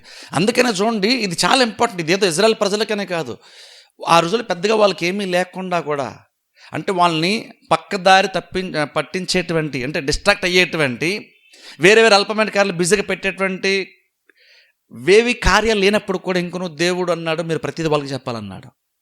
అప్పుడు ఈ రోజుల్లో మనం ప్రపంచం ఈ టైంలో, అంటే ఈ జనరేషన్లో ప్రపంచం అంత బిజీగా ఇంకంతమంది ఏ తరంలో కూడా ప్రపంచం అంత బిజీగా లేదు, ఎంత బిజీగా లేదు. ఎందుకంటే మనకున్న టెక్నాలజీకి, మనకున్న మొబైల్స్కి, ఇంటర్నెట్కి రకరకాల కార్యములు మనకి ఎక్కువైపోయేసరికి ఇప్పుడు ఏంటంటే అల్పమైన అన్నిట్లో ముఖ్యమైనటువంటి మరుగున పడిపోతూనే ఉన్నాయి. అప్పుడే మరుగున పడిపోయిందంటే ఇప్పుడు ఇంత బిజీ ఉండేటువంటి మనము ఈ ప్రాముఖ్యమైన విషయాలకు వచ్చేసరికి, మన తర్వాత తరంగా అందించే విషయానికి వచ్చేసరికి ఇంకెంత జాగ్రత్తలు తీసుకోవాలి ఒకసారి ఆలోచించండి. ఇప్పుడు ప్రాబ్లం ఏంటంటే ఫస్ట్ ఆఫ్ ఆల్ అసలు మనకే గుర్తుండదు. ఫస్ట్ ఆఫ్ ఆల్ మనమే గుర్తుపెట్టు, మనమే అర్థం చేసుకోము, మనమే మన పిల్లలకి మనమే పెద్ద లోతుగా ఆలోచించాం. ఏదైనా మేలు జరిగితే కృతజ్ఞత కూడికి పెడతాం, కానీ కృతజ్ఞత పెట్టినాడు ఆ కృతజ్ఞత కూడిలో కుటుంబమే సరిగ్గా కనబడదు. అక్కడ ఆ టైంలోనే స్వీట్లని, ఆ టైంలో భోజనాలని, ప్రేయర్ అవుతుంటే పరిగెడతారు స్వీట్ల కోసం, ఆటల కోసం. సో కృతజ్ఞతలు ఎప్పుడు అలా జరగకూడదు. అసలు నిజంగా అలా జరుగుతుంటే అసలు ప్రేయర్లు పెట్టుకోవడం మానేడే బెటర్. ఏదైనా కూడికి ఎందుకు పెట్టుకుంటాం, కృతజ్ఞతలు ఎందుకు పెట్టుకుంటాం, కుటుంబం అంతే ఉండాలి, కూర్చొని ఆలోచించాలి. అది బేసిక్ బైబిల్ యొక్క ఉద్దేశం. అది ఊరిని మనకి ఏదో మేలు జరిగింది అందరికీ భోజనాలు పెట్టాలి కాదు, భోజనాల కోసం ప్రార్థనలు కాదు, స్వీట్లు ఇవ్వడం కోసం ప్రార్థనలు కాదు. భోజనాల కోసం పెట్టాలనుకుంటే ఒట్టి భోజనాలు పెట్టేసుకోవచ్చు, కృతజ్ఞత కూడికని ప్రేయర్ పెట్టుకోవాల్సిన అవసరం లేదు. కానీ ఎప్పుడైనా కృతజ్ఞత కూడా పెట్టుకున్నామంటే మాత్రం స్టార్ట్ నుంచి చివరి వరకు ఖచ్చితంగా ఆ కుటుంబం ఉండే తీరాలి ఖచ్చితంగా. ఎందుకంటే దాని పర్పస్ వేరు. ఆ టైంలో ప్రతిదీ కూర్చొని ఆలోచించుకోవాల్సిన టైం అది, అందుకోసం కూడికి పెడతాం. కానీ ప్రాబ్లం ఏంటంటే వాళ్ళు ఏదైతే పండుగలో నామకార్థంగా ఆచరిస్తున్నారో ఇప్పుడు బేసిక్గా మనకు కూడా అలాంటి కూడీలన్నీ మనకి అలా అయిపోయినాయి. మనం కూడా జస్ట్ ఫార్మాలిటీ కూడి పెట్టుకోవాలి కానీ పెట్టుకుంటున్నాం అంతే. నిజంగా అందులో కృతజ్ఞత కానీ అందులో పెద్ద లోతుగా ఆలోచించేటువంటిది ఏది పెద్దగా మనకు కూడా ఉండట్లేదు. అది పెద్ద ప్రాబ్లం తెలుసు. అది వాక్యం తెలియనోడు అలా ఉంటే పర్లేదు, వాక్యం మనకు తెలిసినప్పుడు, ఎందుకు కూడి పెట్టుకున్నా మనకు తెలిసినప్పుడు మనం దాన్ని కరెక్ట్గా ఫాలో అవ్వడం మనకి ఇంపార్టెంట్. అలా ఫాలో అవ్వేటువంటి ఉద్దేశం బలంగా ఉంటేనే కుడికి పెట్టుకోవాలి మనం, లేకపోతే పెట్టుకోవాల్సిన అవసరం కూడా యాక్చువల్గా లేదు. ఎవరేమనుకోరు, పెట్టుకోవాల్సిన అవసరం కూడా లేదు. ఎందుకంటే దాని వెనకాల బలమైనటువంటి కారణం ఉంది. ఏంటంటే ఒక విషయాన్ని ఒక దేవుడు ఏదైతే ప్రమాదాన్ని మనల్ని తప్పించాడో, ఒక ప్రాబ్లంను మనల్ని విడిపించాడో, అనారోగ్య పరిస్థితిని మనల్ని దేవుడు స్వస్థపరిచాడో, దాని గురించి లోతుగా అందరికంటే ఎక్కువగా ఆలోచించాల్సినటువంటి ఆ కుటుంబం. ఆ కుటుంబంలో చిన్నపిల్లలతో సహా అందరూ కూర్చొని ఆలోచించుకోవాలి. అందుకని బేసిక్గా కూడికి ఎందుకు పెట్టినా కూడా అందుకే చూడండి సాక్ష్యం కూడా చెప్పేస్తాం. బేసిక్ ఎందుకు అనుకుంటున్నారు, ఇదంతా ఫార్మాలిటీ అని చాలామంది అనుకుంటున్నారు. జస్ట్ ఫార్మాలిటీ కాదు అది, దాని వెనకాల ఎంత ఉద్దేశం ఉంటుంది. కాకపోతే చాలామందికి అది తెలియదు. ఎందుకంటే దాన్ని నువ్వు జ్ఞాపకం చేసుకోవాలి. మేము జ్ఞాపకం చేస్తుంటే పిల్లలకు దాని విషయాన్ని నువ్వు జ్ఞాపకం చేయడానికి ఆ కూడి పెట్టుకుంటాం. అంత బలమైనటువంటి ప్రత్యేకమైన ఉద్దేశం ఆ కృతజ్ఞత కూడిలకు ఉండాలి. కానీ ప్రాబ్లం ఇజ్రాయెల్ ప్రజలకు కూడా అలా యాక్చువల్ చేయట్లేదు. దేవుడు ఏం చెప్తున్నాడు అక్కడ అంటున్నాడు, ఇది మీ బిడ్డలకి ఈ విషయాన్ని మీరు చెప్పాలి, ఈ ప్రాబ్లం గురించి మీ పిల్లలకు తెలియజేయాలి, వాళ్ళ పిల్లలకు తెలియజేయాలి. చరిత్రలో ఒకప్పుడు ఇలా జరిగిందనే విషయం నీ తర్వాత సంతతి కూడా తెలియాలి. అలా తెలిసినప్పుడు వాళ్ళకి కూడా కొన్ని ఆలోచనలు ఉంటాయి. దానికి తగ్గట్టుగా అప్పుడు మీరు ఏం చేస్తే ఆ ప్రాబ్లం బయటకు వచ్చారో, దేవుడు ఏం చేస్తే మీరు బయటకు వచ్చారో తర్వాత తరాన్ని తెలిస్తే వాళ్ళు ఇప్పుడు అనుభవం ఉంటుంది. ఆ అనుభవంలో అంటే నెక్స్ట్ టైం వాళ్ళు కొన్ని నిర్ణయాలు వాళ్ళు తీసుకుంటారు. ఇది మీకు కొత్త, మీకు ఎంతమంది ఎలాంటి అనుభవం మీకు ఉండదు, అంత పెద్ద ప్రాబ్లం మీకు రాబోతుంది. ఏంటో ప్రాబ్లం అంటే దేవుడు అంటున్నాడు అక్కడ, గొంగళ పురుగులు అంట మిడతలు వస్తాయంటే, గొంగళ పురుగు అంటే కొన్ని విడిచినటువంటి దాన్ని అంటే మిడతలు తినేస్తాయంటే, మిడతలు విడిచినటువంటి దాన్ని పస పురుగులు తింటే అంట, పసర పురుగులు తినేసి వదిలేసినటువంటి దాన్ని చెడ పురుగులు తినేస్తాయి. చూడండి ఎంత అంటే బేసిక్ అర్థం అంటే ఏది మిగలదని అర్థం, ఏది మిగలదు అని అర్థం. అంటే 4 రకాలైనటువంటి స్టేజెస్ కూడా పూర్తిగా వాళ్ళు లాస్ అప్లోనే వెళ్తారు, అంత నష్టం కూడా వెళ్తారు. ఏదో ఒక ప్రాబ్లం వచ్చి అది వెళ్ళిపోయింది అంటే కదా, అది వెళ్ళిపోయిన తర్వాత ఇంకొక ప్రాబ్లం వస్తుంది, ఆ ప్రాబ్లం వెళ్ళిపోయిందంటే మళ్ళీ ఇంకొక ప్రాబ్లం వస్తుంది, అది వెళ్ళిపోయిందంటే ఇంకొక ప్రాబ్లం వచ్చేస్తుంది అంట. అందుకే దేవుడే స్వయంగా అంటున్నాడు, ఇలాంటిది మీ పితరుల లైఫ్లో కూడా ఎప్పుడు వచ్చి ఉండదు, అలాంటిది మీకు రాబోయేది, మీకు కొత్త ఎక్స్పీరియన్స్ మీకు ఇది, ఎంతమంది ఎప్పుడు ఇలాంటి అనుభవం మీకు లేదు. అందుకని మీరు మీ పిల్లలకు కూడా దీన్ని చెప్పే విషయంలో మీరు మాత్రం ఫెయిల్ అవ్వకూడదు. ఎందుకంటే చూడండి ప్రతి విషయంలో దేవుడు స్పెసిఫిక్గా మాట్లాడతాడు. అక్కడ ఇజ్రాయెల్ ప్రజలు చెప్తున్న పండుగలు ఆచరించేటప్పుడు కూడా ఇది ఏంటి అని మీ పిల్లలు మిమ్మల్ని అడిగినప్పుడు మీరు ఈ విషయాలు చెప్పాలన్నాడు దేవుడు. అలా చెప్పాలంటే అర్థం ఏంటంటే మనం చేసేటువంటి కార్యాల్లో మన పిల్లల్ని కూడా ఇన్వాల్వ్ చేయాలని అర్థం. మీకు తెలుసా, చూడండి దేవుడు అబ్రహాముని ఇస్సాకుని బలిగమ్మని దేవుడు చెప్పినప్పుడు, ఇస్సాకుని తీసుకున్న అబ్రహాము ఆ పర్వతం మీదకి వెళ్తున్నప్పుడు కొడుకు ఇస్సాకు అడుగుతాడు తండ్రిని. ఏమని అడుగుతాడు తెలుసా, తండ్రి కట్టెలున్నాయి, అగ్ని ఉంది, ఇవన్నీ ఉన్నాయి, ఇంతకి బలి ఎక్కడా? అందులో చూడండి అంటే దేవునికి అర్పణ అర్పించాలంటే ఏమేమి ఉండాలో ఇస్సాకు అప్పటికి తెలిసిపోయింది. ఆలోచించండి, ఇస్సాకు అప్పుడు తెలిసిపోయింది. అది తెలిసిపోవడం మాత్రమే కాదు, కానీ అది మిస్ అయినప్పుడు అది మిస్ అయిందన్న విషయం కూడా ఆయన గుర్తించాడు. అది ఇంపార్టెంట్. అది లేదన్నాం కాదు, అది మిస్ అయిందన్నప్పుడు అది ఎందుకు లేదని అడుగుతున్నాడు. అన్నీ ఉన్నాయి, అది ఎందుకు లేదు అని అడుగుతున్నాడు. అంటే చూడండి, అంటే అబ్రహాము ఎంతగా ఇస్సాకు ఆ టైంకే బహుశా ఈ ఆత్మ సంబంధ విషయాల్లో, అర్పణలు అర్పించే విషయంలో ఈ విషయాల్లో ఎంతగా కుమారుని ఇన్వాల్వ్ చేసి ఉంటాడు, ఎంతగా ఇస్సాకు జ్ఞానం నింపుంటాడు అబ్రహాము. ఈ రోజుల్లో మనకి ప్రాబ్లం, తండ్రులు బిజీ, తల్లులు బిజీ, అందరూ బిజీ. ఇప్పుడు పిల్లలు చెప్పడానికి మనకి టైం ఉండలేదు మనకి. ఇప్పుడు ఏదైనా బహుశా అందులో ఉన్న ప్రాబ్లం ఏంటంటే, బహుశా నువ్వు బాగానే విశ్వాసం నువ్వు చచ్చిపోతావు, కానీ నీ తర్వాత తరం వచ్చిన వాళ్ళు ఎలా ఉంటారో మనకి తెలియదు. వాళ్ళకి మనం ఏంటంటే ఆస్తిపాస్తులు ఇవ్వడం కాదు, అంతకన్నా ముఖ్యంగా మనకు భక్తి జీవితం వాళ్ళకి ఇవ్వడం చాలా చాలా మనకి ఇంపార్టెంట్. అంతే వాళ్ళకి ఏం సంపాదించి పెడుతున్నాం అన్నది మనం ఎక్కువ ఆలోచిస్తుంటాం. మనం వాళ్ళకి ఏం వదిలేళ్తున్నాం అన్నది ఆలోచిస్తాం. అంటే అది కాదు, దానికంటే ముఖ్యం ఏంటంటే భక్తి జీవితం కనుక ఇవ్వగలిగితే వారు దేనిపైన ఆధారపడితే దేవుడే వాళ్ళని ఆశీర్వదిస్తాడు. కాబట్టి అది ఇంపార్టెంట్ మనకి ఇక్కడ. అందుకని ఇక్కడ దేవుడు అదే చెప్తున్నాడు వాళ్ళకి. ఆ తర్వాత చదువుకుని చూడండి, 5వ వచనం చదువుకుందాం. 5వ వచనం ఇప్పుడు నెక్స్ట్ వేరే వాళ్ళతో దేవుడు మాట్లాడుతున్నాడు. 5వ వచనం, మత్తులారా మేలుకొని కన్నీరు విడువుడి, ద్రాక్షారసపానము చేయువారులారా రోదనము చేయుడి. క్రొత్త ద్రాక్షారసము మీ నోటికి రాకుండా నాశనమాయెను. లెక్కలేని బలమైన జనాంగము నా దేశం మీదకి వచ్చి ఉన్నది. వాటి పళ్ళు సింహపు కోరల వంటివి, వాటి కాటు ఆడు సింహపు కాటు వంటిది. అవి నా ద్రాక్ష చెట్లను పాడు చేసి ఉన్నవి, నా అంజూరపు చెట్లను తుత్తునీయులుగా కొరికి ఉన్నవి. బెరడు ఒలిచి వాటిని పారవేయగా చెట్ల కొమ్మలు తెలిపాయెను. పెనిమిటిపోయిన యవనురాలు గోనెపెట్ట కట్టుకుని అంగలార్చున్నట్లు నీవు అంగలార్చుము. నైవేద్యమును పానార్పణమును యెహోవా మందిరములోనికి రాకుండా నిలిచిపోయెను. యెహోవాకు పరిచర్య చేయు యాజకులు అంగలార్చుచున్నారు. పొలము పాడైపోయెను, భూమి అంగలార్చుచున్నది, ధాన్యము నశించెను.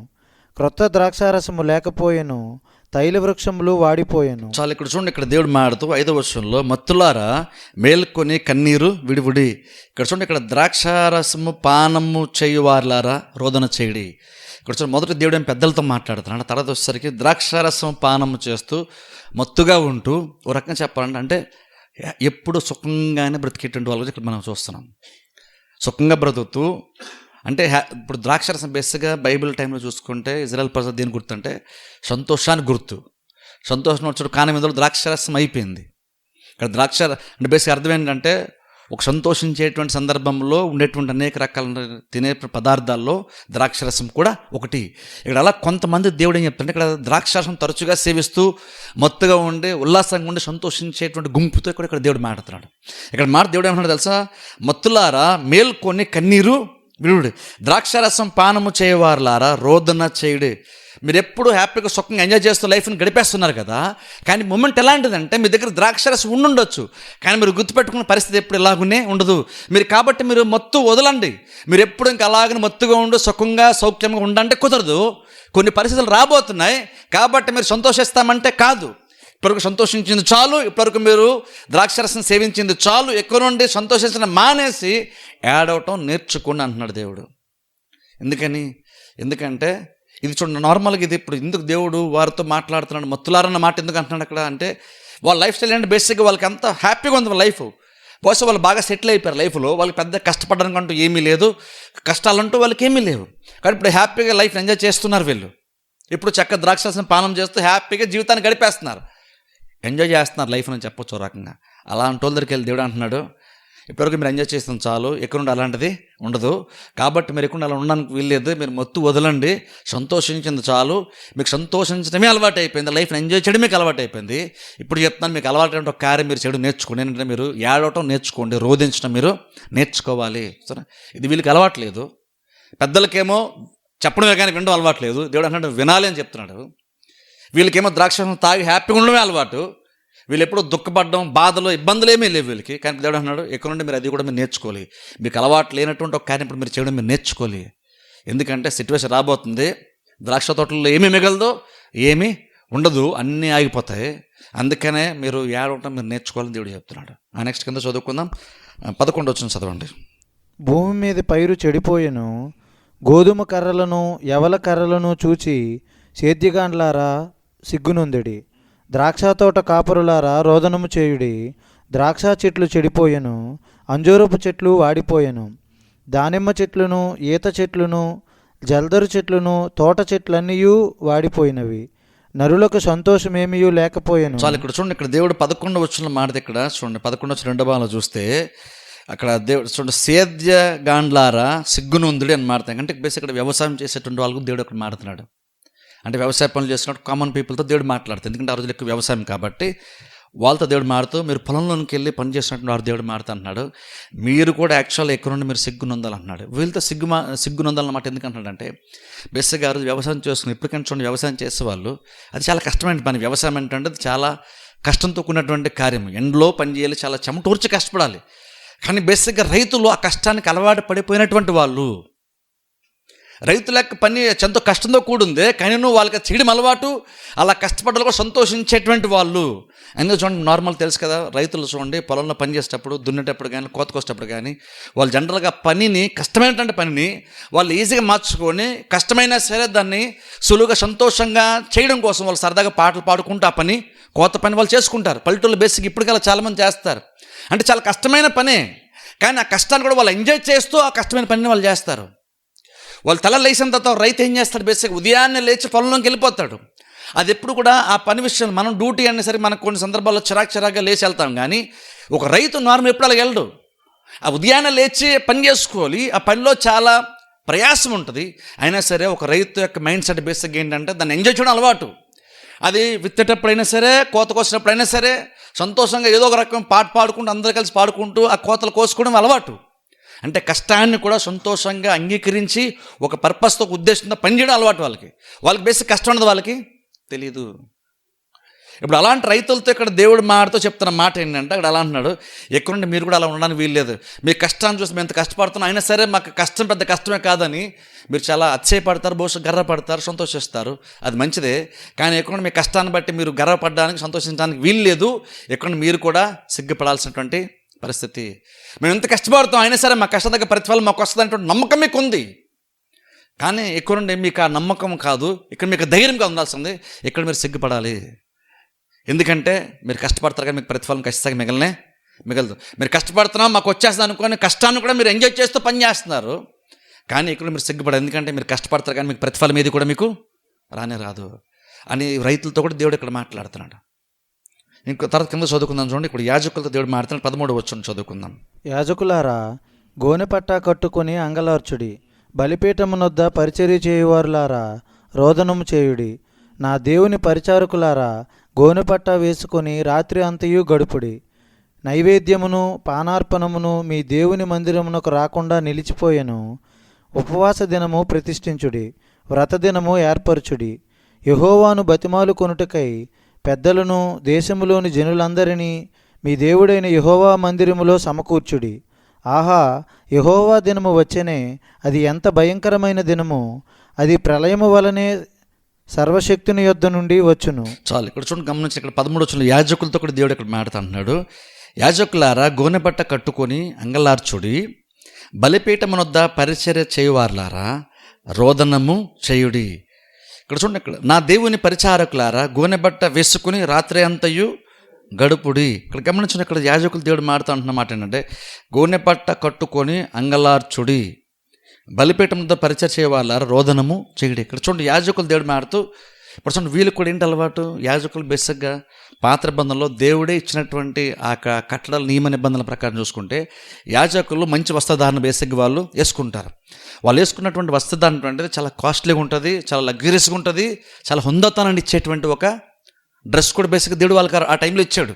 యాజకులు ఎప్పుడు కూడా మంచి బట్టలతో వాళ్ళు ఎప్పుడు కనబడతారు. యాజకులు హుందాగా ఉంటారు, పెద్ద పెద్ద అంగీలు వేసుకొని, అంగీలు కూడా చాలా పెద్ద వర్క్ ఉంటుంది. దేవుడు కొన్ని చెప్పాడు, ఆ డ్రెస్కి ఏమి ఉండాలో అన్నీ చెప్పాడు. అన్నిటి ప్రకారంగా వాళ్ళు చాలా డిగ్నిటీగా హుందాగా వాళ్ళు ఉంటారు. కానీ ఇక్కడ దేవుడు చెప్తున్నాడు, ఎక్కువ నుండి మీకు అది నార్మల్లీ మీకు మంచి మంచి బట్టలు వేసుకొని పరిచయం చేయడం మీకు అలవాటు, కానీ మీరు కూడా ఏం చేయాలి, ఎక్కువ నుండి మీకు అలవాటు ఏంటంటే వస్త్రధారణ పక్కన పెట్టేసి మీరు కూడా గోనె బట్ట కట్టుకోవడం నేర్చుకోండి. ఇక్కడ చూడండి, దేవుడు అందరి దగ్గర పెద్ద మార్పును కోరుకుంటున్నాడు దేవుడు. ఇప్పుడు అది ఇంపార్టెంట్. ఇక్కడ యాజకులు ఏం చెప్తున్నారంటే, యాజకులు బేసిక్గా చూడండి, ఇక్కడ మీరు రాత్రి కూడా రాత్రి అంతా మీరు గడపండి దేవుడు చెప్తున్నాడు. ఎందుకంటే యాజకుల పరిచయం బేసిక్గా ఎలా ఉంటుంది, యాజకులు పగలంతా కూడా కష్టపడతారు. ఇప్పుడు చూడండి, యాజకులు అంటే బేసిక్గా వాళ్ళకి ఏం పని లేదు, హ్యాపీగా వాళ్ళు తెస్తారు, కొంత వీళ్ళు తీసేసుకుంటారు, కొంత దేవునికి అర్పించేసి తినేసి హ్యాపీ పడుకుపోతారు అనుకుంటాం. కానీ యాజకుడు ఏం చేస్తాడు, విశ్వాసులు అర్పణ తీసుకొచ్చినప్పుడు దాన్ని చెక్ చేసి దాన్ని ఆయనే కట్ చేసి ఆ రక్తాన్ని పాత్రలో తీసుకుని వెళ్ళి ఆ రక్తాన్ని బలిపీఠం మీద కుమ్మరించి అవన్నీ కట్ చేసి అటన్నిటిని అగ్ని చేత మండించి ఇవన్నీ రకరకాల చాలా పెద్ద ప్రయాసం ఉంది. ఆ తరచుగా ఎవరో ఒకరు వస్తూ ఉంటారు, ఎవరో ఒకరు ఆ కార్యం కొరకు వస్తారు, వాళ్ళందరితో ఆ పని చేస్తూ ఉంటాడు. యాజకుడే చేస్తూ ఉంటాడు ఆ పని. కాబట్టి ఇదేంటంటే అంత ఈజీగా జరిగేటువంటి కార్యము కాదు, ఎంతో ప్రయాసం ఉంటుంది. కాబట్టి పగలంతా వాళ్ళు ప్రయాసపడి కష్టపడిన తర్వాత వాళ్ళకి రెస్ట్ ఎప్పుడు దొరుకుతుందంటే బేసిక్గా రాత్రిపూట వాళ్ళకి రెస్ట్ దొరుకుతుంది. ఎందుకంటే బైబిల్లో హెబ్రీ పత్రిక మనం చూస్తే యాజకులు నిరంతరం కూడా పరిచయం చేస్తూనే వచ్చారంట. ఎవరో ఒకరు బలి తెస్తున్నారు, ఆ బలిని చెక్ చేయాలి, దాన్ని కట్ చేయాలి, ఆ రక్తాన్ని ప్రత్యేకంగా తీసుకోవాలి, ఏ మొక్కలకు ఆ మొక్క సపరేట్ చేయాలి, అందులో దేవుడు నిషిద్ధమైనటువంటి దాన్ని తీసి పక్కన పడేయాలి. అంత పెద్ద ప్రాసెస్. ప్రతిదీ కూడా యాజకుడు చాలా జాగ్రత్తగా చేయాల్సినటువంటి కార్యం, యాజకత్వపు కార్యము. కాబట్టి అది మనం అనుకున్నంత ఈజీ కాదు. ఎందుకంటే హెబ్రీ పత్రికలోనే పౌలు చెప్తాడు, అది ప్రతిరోజు వాళ్ళు సేవ చేస్తూ ఉన్నారంట, కంటిన్యూల్గా సేవ చేస్తూ ఉన్నారు వాళ్ళు. ఇప్పుడు యాజకుడు పని పట్ల లేకుండా ఖాళీగా లేడు. మంచి బట్టలు వేసుకుంటాడేమో కానీ అందులో కూడా చాలా ప్రయాసం పాత నిబంధనల యాజకునికి ఉంది. కాబట్టి యాజకుడు ఏం చేస్తాడు, పగలంతా చాలా బిజీగా పాపం కష్టపడతాడు, ప్రయాసపడతాడు. ఆయనకి రెస్ట్ ఎప్పుడు దొరుకుతుంది? బేసిక్గా ఒక రాత్రిపూట మాత్రమే రెస్ట్ తీసుకునేటువంటి అవకాశం యాజకునికి ఉంటుంది. కాబట్టి ఇప్పుడు దేవుడు వచ్చి యాజకులకు సైతం ఏం చెప్తున్నాడంటే, మీరు పగలంతా బిజీగా ఉంటున్నాము, రాత్రి పడుకుంటున్నాము, అది మీకు అలవాటు. పగలు ఎలాగో మీరు మెలుకుకుంటారు, రాత్రి మీరు పడుకోవడం మీకు అలవాటు. కానీ దేవుడు అంటున్నాడు, మీ అలవాటు కూడా మీరు మార్చుకోవాలన్నాడు దేవుడు. ఇక్కడ యాజకులు కూడా విషయం చెప్తున్నాడు. ఇప్పుడు చూడండి, యాజకులు ఉండగా దేవుడు ప్రవక్తలు లేపి ప్రవక్త ద్వారా దేవుడు మాట్లాడుతున్నాడు. ఇక్కడ విషయం ఆలోచించండి. యాజకులకి ఏం చెప్తారంటే, మీ వస్త్రాన్ని మీరు పక్కన పెట్టేయండి, యాజక వస్త్రాన్ని పక్కన పెట్టేసి మీరు కూడా గోనె బట్ట కట్టుకోవాలి. ఒకసారి ఆలోచించండి, యాజకుని ఆ యాజక వస్త్రదానంలో చూసి ఉన్నటువంటి మనుషులు ఇప్పుడు సడన్గా గోనె బట్టలో చూస్తారు యాజకుని. ఎలా ఉంటుందో ఒకసారి ఆలోచించండి. అంటే బేసిక్గా చెప్పండి, ఒక రకంగా చెప్పండి, వాళ్ళ హుందాతనం కూడా బేసిక్ ఎక్కడ లేదు. దేవుడు అలాగున్న ప్రతి ఒక్క వ్యక్తి వాళ్ళకి ఏదైతే వాళ్ళ లైఫ్ స్టైల్కి అలవాటుకి భిన్నమైనటువంటి కొన్ని కార్యాలు దేవుడు చేయమని చెప్తున్నాడు. ఎందుకు అలా చేయాలి అంటే, అక్కడ చూడండి బైబిల్ అక్కడ దేవుడు అంటున్నాడు. చూడండి 14 వచనం మనం చూసుకుంటే, దేవుడు మీ దేవుడు యెహోవా మందిరంలో సమకూడి, ఆహా యెహోవా దినము వచ్చాను, అది ఎంత భయంకరమైన దినము. సరే, యెహోవా దినం వచ్చాను, అది ఎంత భయంకరమైనటువంటి దినము అంటే అర్థం ఏంటి చూడండి. ఇక్కడ దేవుడు చెప్తున్నాడు, త్వరలో ఆ దినము రాబోతుంది. దేవుడు అది చెప్తున్నాడు. అందరూ ఎందుకు డిఫరెంట్గా బిహేవ్ చేయాలి, అందరూ ఎందుకు ఎప్పుడులాగానే పరిస్థితులు ఉంటే మీరు ఎందుకు అనుకోకూడదు అంటే, ఇప్పుడు సిచ్యువేషన్ చాలా మారిపోయింది, మీరు చాలా వరకు మీ చేయి దాటిపోయే పరిస్థితి వచ్చేసింది, అంతా బాగుందని మీరు అనుకుంటున్నారు. కానీ యెహోవాకు యోవేలుకు ప్రత్యక్షం చెప్తున్న మాట ఏంటంటే, ఇంత ముందులా పరిస్థితి త్వరలో మీకు అది ఉండదు. ఇప్పటికైనా సరే మీరు కళ్ళు తెరుచుకొని మీ పరిస్థితులను మీరు మార్చుకొని, మీరు గోనెబట్ట కట్టుకోవాల్సిన గోనెబట్ట కట్టుకోండి, మత్తు వదలాల్సినటువంటి వాళ్ళు మత్తు వదలాలి, వినవలసినటువంటి వాళ్ళు వినాలి. నీ కష్టం మీద ఎక్కువ నమ్మకం పెట్టకుండా పనిచేయడం మానేసి నువ్వు దేవుని తట్టు చూడడం నీకు చాలా చాలా ఇంపార్టెంట్. ఎందుకంటే నీ కష్టం దగ్గర ప్రతిఫలం నీకు యాక్చువల్గా రాదు. నువ్వు ఎంత కష్టపడినా సరే ఏది మిగలదు. 4 రకాల స్టేజెస్లో ప్రాబ్లమ్స్ వస్తాయని దేవుడు ఇక్కడ చెప్తున్నాడు. ఒకసారి ఊహించండి, ఆ రోజుల్లో ఎక్కువ శాతం ఏంటి, మనిషి బ్రతకడానికి ఏంటి, వ్యవసాయం మీద ఎక్కువ ఆధారపడేవాళ్ళు. అలాంటి కాలంలో మిడతలు వచ్చి తినేస్తుంటే ఒకసారి ఆలోచించండి, ఎంత పెద్ద ప్రాబ్లం. నేను మొన్నగా మిడతల గురించి చెప్పని చూస్తారు ఆదివారం కూడా. మిడతలు వచ్చినంటే బేసిక్గా ఎవరు ఏమీ ఈ రోజుల్లోనే కదా, ఆ రోజుల్లో కూడా అసలు ఏమీ చేయలేము. అలాంటిది మిడతలు, తర్వాత పసర పురుగులు, రకరకాల చీడ పురుగులు, ఇవన్నీ రకరకాల ప్రాబ్లమ్స్ ఒకదాని తర్వాత ఒకదాని వచ్చేస్తున్నాయి. ఒకసారి ఆలోచించండి, అన్ని పెద్ద ప్రాబ్లమ్స్ ఒకదాని తర్వాత ఒకటి వచ్చేస్తున్నప్పుడు వీళ్ళు అసలు తేరుకోవడానికి కూడా బేసిక్ వీళ్ళకి టైం ఉండదు. అది యెహోవా దినం వచ్చేస్తుంది, మహాభయంకరమైన దినం రాబోతుంది దేవుడు చెప్తున్నాడు. ఇప్పుడు ఎందుకు అసలు ఈ స్టేజ్ వరకు ఎందుకు వెళ్ళిపోయారు వీళ్ళు? ఎందుకు యెహోవా దినం అంటే ఎందుకు వస్తుంది? దేవుడు వస్తున్నాడు అన్నప్పుడు హ్యాపీగా ఉండాలి, కానీ దేవుడు వస్తున్నప్పుడు ఎందుకు బాధపడాలి? దేవుడు వస్తున్నప్పుడు హ్యాపీగా ఉండాల్సినటువంటి దేవుని యొక్క జనాంగము దేవుడు బలంగా ఇన్వాల్వ్ అవుతాడు మీ సిచ్యువేషన్ అన్నప్పుడు ఎందుకు భయపడాల్సి వస్తుంది? వీళ్ళు ఎందుకు జాగ్రత్తపడాల్సి వస్తుందంటే, అంతకుముందు వాళ్ళు ఏం చేశారు, దేవుని పూర్తిగా మర్చిపోయారు. అది ప్రాబ్లం. ఇప్పుడు చూడండి సిచ్యువేషన్స్ ఎలా ఉంటాయంటే, దేవుని కనుక నిజంగా కనుక ఈవెన్ ఇప్పటికైనా సరే, ఏదో ఆ రోజుల్లో కాబట్టి వ్యవసాయం కాబట్టి మనకి ఏదండి అని కాదు, ఈ రోజుల్లో కూడా రావాల్సిన ఖచ్చితంగా వచ్చేస్తుంది. అక్కడ వ్యవసాయం కనుక మొత్తం చీడ పురుగులు వచ్చేసి, లేదా గొంగళి పురుగులు వచ్చేసి, లేదా మిడతలు వచ్చేసి తినేసిన అర్థం ఏంటంటే దేశమే పతనం అయిపోతుందని అర్థం. ఈ ప్రాబ్లం ఎలాంటి తెలుసా? బహుశా మిడతలు వచ్చి తినేసి, పసిపురుగులు వచ్చి తినేసి, చీడ పురుగులు వచ్చి తినేసి, ఇదంతా ఒకవేళ 4 రకాల ప్రాబ్లమ్స్ ఒకదాంతరతో వచ్చేసి ఒక సంవత్సరంలో వచ్చి వెళ్ళిపోయినా సరే దాని ఎఫెక్ట్ మాత్రం సంవత్సరంలో పోయేది కాదు. అది ప్రాబ్లం తెలుసా? ఏదో మిడతలు రావచ్చు, తినేస్తాయి, ఇంకే గొంగళి పురుగులు వస్తాయి, తినేస్తాయి, అవన్నీ వెళ్ళిపోతాయి. ఇదంతా బహుశా ఒక సంవత్సరాలు అయిపోయింది అనుకుందాం. సంవత్సరాలు అయిపోయినంత మాత్రమున సంవత్సరం అయిపోయింది కూడా అవన్నీ వెళ్ళిపోయినాయి కూడా ప్రాబ్లమ్స్ లేని కాదు. ఎందుకంటే నీ తర్వాత తరాలకి రాబోయే సంవత్సరాలకి ఉండాల్సిన ఆహారం అంతా కూడా మిడతలే చెడపులు తినేస్తే ఎప్పటికి నువ్వు ఎలా బతుకుతావు? ఇప్పుడు నీ దగ్గర తినడానికే లేకపోతే వచ్చే సంవత్సరం విత్తడానికి నీ దగ్గర ఏమీ ఉంటుంది? విత్తనం నీ దగ్గర ఏం లేకపోతే ఈ సంవత్సరం నువ్వు తినడానికి దగ్గర ఇప్పుడు ఏం లేకపోతే వచ్చే సంవత్సరం నువ్వేం విత్తుతావు? విత్తనం లేకపోతే వచ్చే సంవత్సరం నువ్వేం తింటావు? అంటే బేసిక్ అర్థం ఏంటంటే ఈ ప్రాబ్లం ఇప్పుడే సాల్వ్ అయ్యేటువంటి సమస్యలు అయితే కాదని దేవుడు చెప్తున్నాడు. అసలు ఆలోచించండి. అంటే దేవుణ్ణి కనుక మర్చిపోయి బ్రతికితే ఎలా ఉంటుందో ఒకసారి సిచ్యువేషన్ చూడండి. ఈ రోజుల్లో కూడా కొన్ని సందర్భాలు ఏంటంటే మనము దేవుడిని నమ్మేమంటాం, కానీ బేసిక్గా దేవుడు లేడన్నట్టుగా మనం బతుకుతాం కొన్ని సందర్భాల్లో, తెలుసా? ఇప్పుడు చూడండి, అది కొంతకాలం బాగానే ఉంటుంది మనకు, అది కొంతకాలం బాగానే ఉంటుంది. అందుకని దేవుడు ఎన్ని సందర్భంలో ఆయన చేసిన ఉపకారాలు దేన్ని మర్చిపోద్దు అన్నమాట దేవుడు ఎంత చెప్తాడు. ఆయన చేసిన మేలను మర్చిపోతే జ్ఞాపకం చేసుకుంటే నీకు యెహోవా గుర్తుంటాడు. యెహోవా గుర్తుంటే నీకు భవిష్యత్తు ఉంటుంది. నీకు ఎప్పుడైతే నువ్వు దేవుడు చేసిన కార్యాలు మర్చిపోతావో నువ్వు దేవుణ్ణే మర్చిపోతావు. ఎప్పుడైతే నువ్వు దేవుణ్ణి మర్చిపోతావో ఇప్పటికిప్పుడు నువ్వు బాగానే ఉంటావేమో, కానీ రేపేళ్ళలో సరైన ప్రాబ్లం వస్తుంది. ఆ ప్రాబ్లం వచ్చినప్పుడు ఎవరు తీర్చలేని సమస్య వస్తుంది. ఆ ప్రాబ్లమ్స్ కూడా కొన్ని సందర్భంలో దేవుని వదిలేస్తే ఎలా ఉంటాయంటే, ఆ ప్రాబ్లం ఇంకా అంతకుముందు ఎప్పుడు నీకు రానంత బలమైనటువంటి, అంత భయంకరమైనటువంటి, తీవ్రమైనటువంటి ఒక సమస్య ఖచ్చితంగా ఫేస్ చేస్తాం మనం ఎవరైనా సరే. అది ఫేస్ చేసినప్పుడు దేవుడి తప్ప ఎవరో తీర్చలేని స్థితిలోకి వచ్చేస్తాం. బేసిక్ మనుషులకి మెంటాలిటీ ఎలా ఉంటుందంటే, దేవుడు నార్మల్గా ప్రసంగం ద్వారా మాట్లాడినప్పుడు కనుక మనం విని మార్చుకోలేదు అనుకోండి, ఇలాంటి సిచ్యువేషన్ ఖచ్చితంగా మనకి వస్తాయి.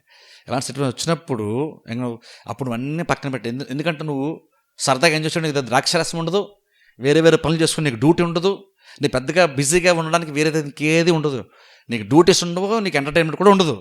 దేవుడు తప్ప ఏమి గుర్తురాని టైం కూడా ఖచ్చితంగా వచ్చేస్తుంది. ఇది విశ్వాసాలు మనం గుర్తుపెట్టుకోలేదు. దేవుడు ఎందుకు తను ఎప్పుడు జ్ఞాపకం చేసుకుంటాడు, ఎందుకు తరచుగా దేవుడు ఎప్పుడు దేవుని తనని సేవించమని దేవుడు ఎందుకు చెప్తాడు, అసలు దేవుడు ఎందుకు కొన్ని ఆజ్ఞలు దేవుడు ఎందుకు ఇస్తాడు? బేసిక్గా దేవుడు ఎందుకు ఇస్తాడు? అవి మన మేలు కొరకు దేవుడు ఇస్తాడు. కానీ ప్రాబ్లం ఏంటంటే, దేవుడు ఇక్కడ చూడండి, దేవుడే వీళ్ళకి అన్ని ఇచ్చాడు. దేవుడు యాక్చువల్ వీళ్ళకి అప్పటి వరకు వాళ్ళని పోషించిన ప్రతిసారి కూడా, వాళ్ళకి ధాన్యం ఇచ్చినా, ఆహారం ఇచ్చినా, ద్రాక్షరసం ఇచ్చినా, ఏది ఇచ్చినా సరే ప్రతిదీ దేవుడి వల్లనే కదా వాళ్ళు కలుగుతుంది. కానీ మనకు ప్రాబ్లం ఏంటంటే, అవన్నీ ఇచ్చినప్పుడు ఆ సమృద్ధితో మనం ఏంటంటే కడుపు నిండిపోయిన తర్వాత మనం దేవుడినే మర్చిపోతుంటాం, తెలుసా? అందుకంటే చూడండి, ప్రాక్టికల్గా చూసుకుంటే ఒక విషయం నార్మల్ ప్రాబ్లం ఉన్నప్పుడు కంటే సుఖంగా ఉన్నప్పుడే పాడైపెట్టిన ప్రమాదం ఎక్కువ ఉంటుంది. అలాగే దరిద్రం కూడా కొన్నిసార్లు పాడు చేస్తుంది, నేను కాదంటది. కానీ ఎక్కువ శాతం సుఖంగా ఉన్నప్పుడు బేసిక్ ఏమవుతుందంటే, నీకు సుఖం సౌఖ్యం ఎక్కువైనప్పుడు నీ ప్రాణం సుఖాన్ని ఎక్కువ కోరుకుంటుంది. అప్పుడు ఒక టైం వస్తే ఎలా ఉంటుంది అంటే, నువ్వు దేవుని కంటే సుఖానుభవం ఎక్కువగా నువ్వు కోరుకుంటావు. అప్పుడు ఏమవుతుందంటే, నువ్వు ఎంత సుఖానికి అలవాటుపడిపోతావు అంటే, నువ్వు చర్చికి వెళ్ళడం కూడా నీకు ఇబ్బంది అయిపోద్ది. నీకు అప్పుడు చర్చలకు వచ్చి పాటలు పాడడం కూడా నీకు, ఎందుకంటే అంత సుఖపడిపోవడం అలవాటు అయిపోయాం. అంతగా దేవుడు మనల్ని అంతగా తన మంచితనాన్ని బట్టి దీవించేశాడంటే, సుఖానికి అలవాటు పడిపోయినటువంటి మనము కొన్ని సందర్భాలు దేవుని కోసం కొంచెం ఇబ్బందిని ఫేస్ చేయాలంటే కూడా మనం ఇష్టపడినటువంటి స్థితిలోనే కొన్నిసార్లు మన ప్రాణం అలవాటు పడిపోతుంది, తెలుసా? అది మనం అనుకుంటాం, నాకు అలా ఉండదు, ఇప్పుడు అలా మనకు ఉండదు అనుకుంటాం. అప్పుడు మనుషులు ఇప్పుడు మనుషులమే, కాలం ఏమి మార్పు లేదు. అది అప్పుడు వరకే, అది వాళ్ళ వరకే పరిమితమైనటువంటి కార్యం అయితే, ఇలాంటిది ఎప్పుడు మీ పితరులు కూడా ఎవరు చూడలేదు, మీరు చూడలేదు. కాబట్టి మీరు మీ పిల్లలు చెప్పండి, మీ పిల్లలు చెప్పండి మాట దేవుడు ఎందుకు అంటాడు అంటే, అర్థం ఏంటంటే ఇది మళ్ళీ రిపీట్ అయిన ప్రమాదం కూడా ఖచ్చితంగా ఉంటుంది. అందుకని దేవుడు అవన్నీ చెప్తున్నాడు ఇశ్రాయేలు ప్రజలకి, ఇవన్నీ మీరు చేయండి, యెహోవా దినం ఒకటే రాబోతుంది. దేవుడినే మర్చిపోయి అన్ని దేవుడు ఇచ్చిన తర్వాత కూడా, ఈవెన్ వచ్చే వారం మరికొన్ని విషయాలు మొదటి రోజున చెప్తాను. సృష్టి అంతా కూడా దేవుడు చేసి, దేవుడు అందరూ మనిషిని పెట్టి సమృద్ధితో నింపిన తర్వాత, ఆ సృష్టిలో ఉండే దేవుడు ఇచ్చినటువంటి సృష్టిలో మనం బతుకుతూ, దేవుడు ఇచ్చినటువంటి ఏదైనా తోటలో మనం బతుకుతూ, ఆ ఏదైనా తోటలో దేవుడిని మనం పక్కన పెట్టేస్తున్నాం, ఆ సృష్టిలో దేవుడినే మనం పక్కన పెట్టేస్తున్నాం, దేవుడినే పక్కకు తోసేస్తున్నాం. అప్పుడేమవుతుందంటే, దేవుడు నువ్వు క్షేమంగా బతకడానికి ఏదైతే ఇచ్చాడో నీకు అదే రేపు ప్రాబ్లంగా నీకు మారిపోద్ది, ఖచ్చితంగా మారిపోద్ది. ఇప్పుడు ఏదైతే యాక్చువల్గా వాళ్ళని పోషించాల్సినటువంటి పొలాలు, ధాన్యం అన్నీ కూడా ఇప్పుడు వారికి ఇబ్బందిని కలిగిస్తున్నాయి. ఎందుకని? దేవుడు యాక్చువల్గా అది వాళ్ళ మేలు కొరకు దేవుడు వారికి ఇచ్చాడు. కానీ వాళ్ళ సృష్టిలో దేవుడినే పక్కన పెట్టేసి, దేవుడు ఇచ్చినటువంటి ఆ సృష్టిని వాళ్ళు అనుభవిస్తూ, దేవుడు ఇచ్చినటువంటి మేలును అనుభవిస్తూ, ఆ మేలులోంచి దేవుడినే పక్కకు జరిపేశారు, దేవుడినే పక్కకు తోసేశారు. ఎప్పుడైతే అలా తోసారో, నీకు ఆశీర్వాదంగా మారాల్సిన ప్రతి దాంట్లో నీకు శాపమే కనబడుతుంది, నువ్వు శాపాన్ని అనుభవిస్తావు. అలా ఇక్కడ జరిగింది యోవేలు గ్రంథంలో ఇశ్రాయేలు ప్రజలకు అలా జరుగుతుంది. గోచారం కూడా కొన్ని విషయాలు చెప్తాను ఇదే అధ్యాయంలో నుంచి. కాబట్టి ఆలోచించండి, దేవుడు మనకు కూడా చాలా సుఖాన్ని దేవుడు మనకి ఇస్తాడు. ప్రాబ్లం అంటే మనం మర్చిపోతాం దేవుణ్ణి. మర్చిపోయి అంతా బాగానే ఉందని అనుకుంటాం. చూడండి అప్పటి అంటే దాని అర్థం ఏంటంటే మనం ప్రతిరోజు ఇన్ని సంవత్సరాలు కొన్ని కొన్ని దశాబ్దాల పాటు సుఖంగా మనం బతికేమంటే అర్థం ఏంటి? ఆ ప్రతీదీ కూడా దేవుని వల్ల మనకు కలిగిందని అర్థం. మనం డ్యూటీకి వెళ్తున్నాం, మనం కష్టపడుతున్నాం. నీకు కష్టం దగ్గర ప్రతిఫలం నీకు కనబడుతుంది. కానీ కొన్నిసార్లు మనం ఎలాంటి భ్రమలో బ్రతుకుతామంటే ఇదంతా మన వల్లే బ్రతుకుతున్నాం అనుకుంటాం. ఎప్పుడైతే నువ్వు ఆ స్టేజ్కి వెళ్ళిపోయి ఇదంతా నా సామర్థ్యం, నా కెపాసిటీ వల్ల, నా తెలివితేటల వల్ల నేను ఈజీగా ప్రతిదీ సాల్వ్ చేసుకున్నాను నన్ను ఎప్పుడైతే అనుకుంటావో, ఒక సిచ్యువేషన్స్ ఎలాంటివి వస్తాయంటే అక్కడ నీ సామర్థ్యం పనికిరాదు, నీ గొప్పతనం పనికిరాదు, నీ జ్ఞానం పనికిరాదు, నీ బలం కూడా పనికిరాదు.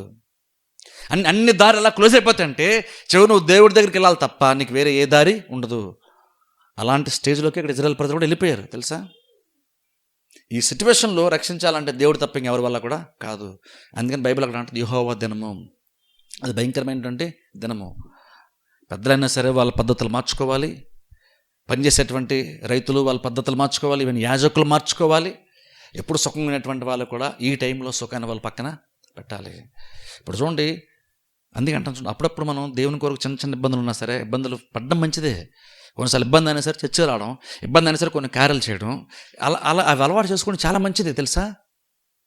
ప్రతి దేవుని దగ్గరకు వచ్చిన ప్రతిదీ సుఖంగా కంఫర్ట్గా ఉండాలంటే ఉంటే మంచిదే. ఇవి నేను చెప్తాను చూసాను, మీరు చర్చకు వచ్చారంటే మీకు చాలా వరకు మీకు సుఖంగా ఉండేటట్టుగా ప్లాన్ చేయడానికి ట్రై చేస్తాను ప్రతిదీ నేను ఏదన్నా సరే మ్యాక్సిమం. కానీ అలాగని దానికి అలవాటు పడిపోయిన మనము కొంచెం లేట్ అయింది అనుకోండి, అది ఇబ్బందిగా మనం ఇప్పుడు కూడా ఫీల్ అవ్వకూడదు. ఎప్పుడైతే నువ్వు అలా ఆలోచిస్తున్నావో సుఖానికి అలవాటు పడిపోయినటువంటి నీవు చిన్నది కొంచెం అన్కంఫర్ట్ జోన్లోకి వెళ్ళామనుకోండి, అప్పుడు కనుక నీకు సడన్గా నీకు అది చాలా పెద్ద ప్రాబ్లం నీకు అనిపించింది అంటే అర్థం ఏంటంటే నువ్వు అతిగా సుఖానికి అలవాటు పడిపోతున్న అర్థం. నువ్వు దేవుని కంటే ఎక్కువ సుఖానుభవం నువ్వు కోరుకున్న అర్థం.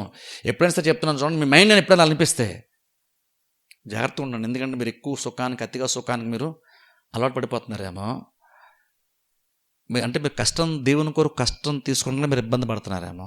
అలా అయితే భవిష్యత్తులో ఇంకా పెద్ద ప్రాబ్లమ్సే వస్తాయి. దేవుడు ఎప్పుడు కూడా మనం కష్టపడమని దేవుడు ఎప్పుడు చెప్పడు. మనకు కష్టపడడం కూడా దేవునికి ఇష్టము లేదు. కానీ ఈ మిడతలు కానీ ఏమన్నా సరే ఇది ఇంకా చెప్పాలంటే ఒక రకంగా చెప్పాలంటే ఇది ఇంకా అసలైన ప్రాబ్లం కంటే జస్ట్ ఒక వార్నింగ్ లాంటిదే. ఎందుకంటే యాక్చువల్ వచ్చారని చెప్తాను చూడండి, యాక్చువల్ దేవుడు మిడతల గురించి, గొంగల పురుగు గురించి, చీడ పురుగు మాట్లాడుతాడు చూసారా. ఇది యాక్చువల్గా చాలామంది అంటే జస్ట్ పురుగులతో అయిపోయింది కాదు, దీని తర్వాత సైన్యం కూడా, శత్రు సైన్యాలు కూడా చాలా వరకు వస్తాయి, వీళ్ళపైన దాడి చేస్తూనే ఉంటారు. అంటే ఒక రకంగా చెప్పాలంటే ఇది కనుక వాస్తవం అయితే కనుక ఈ గొంగల పురుగులు, మిడతలు ఇవన్నీ ఏంటంటే ఇంకా రాబోతున్న ప్రమాదానికి ఇది చిన్న సూచన మాత్రమే. ఇది చిన్న సూచన.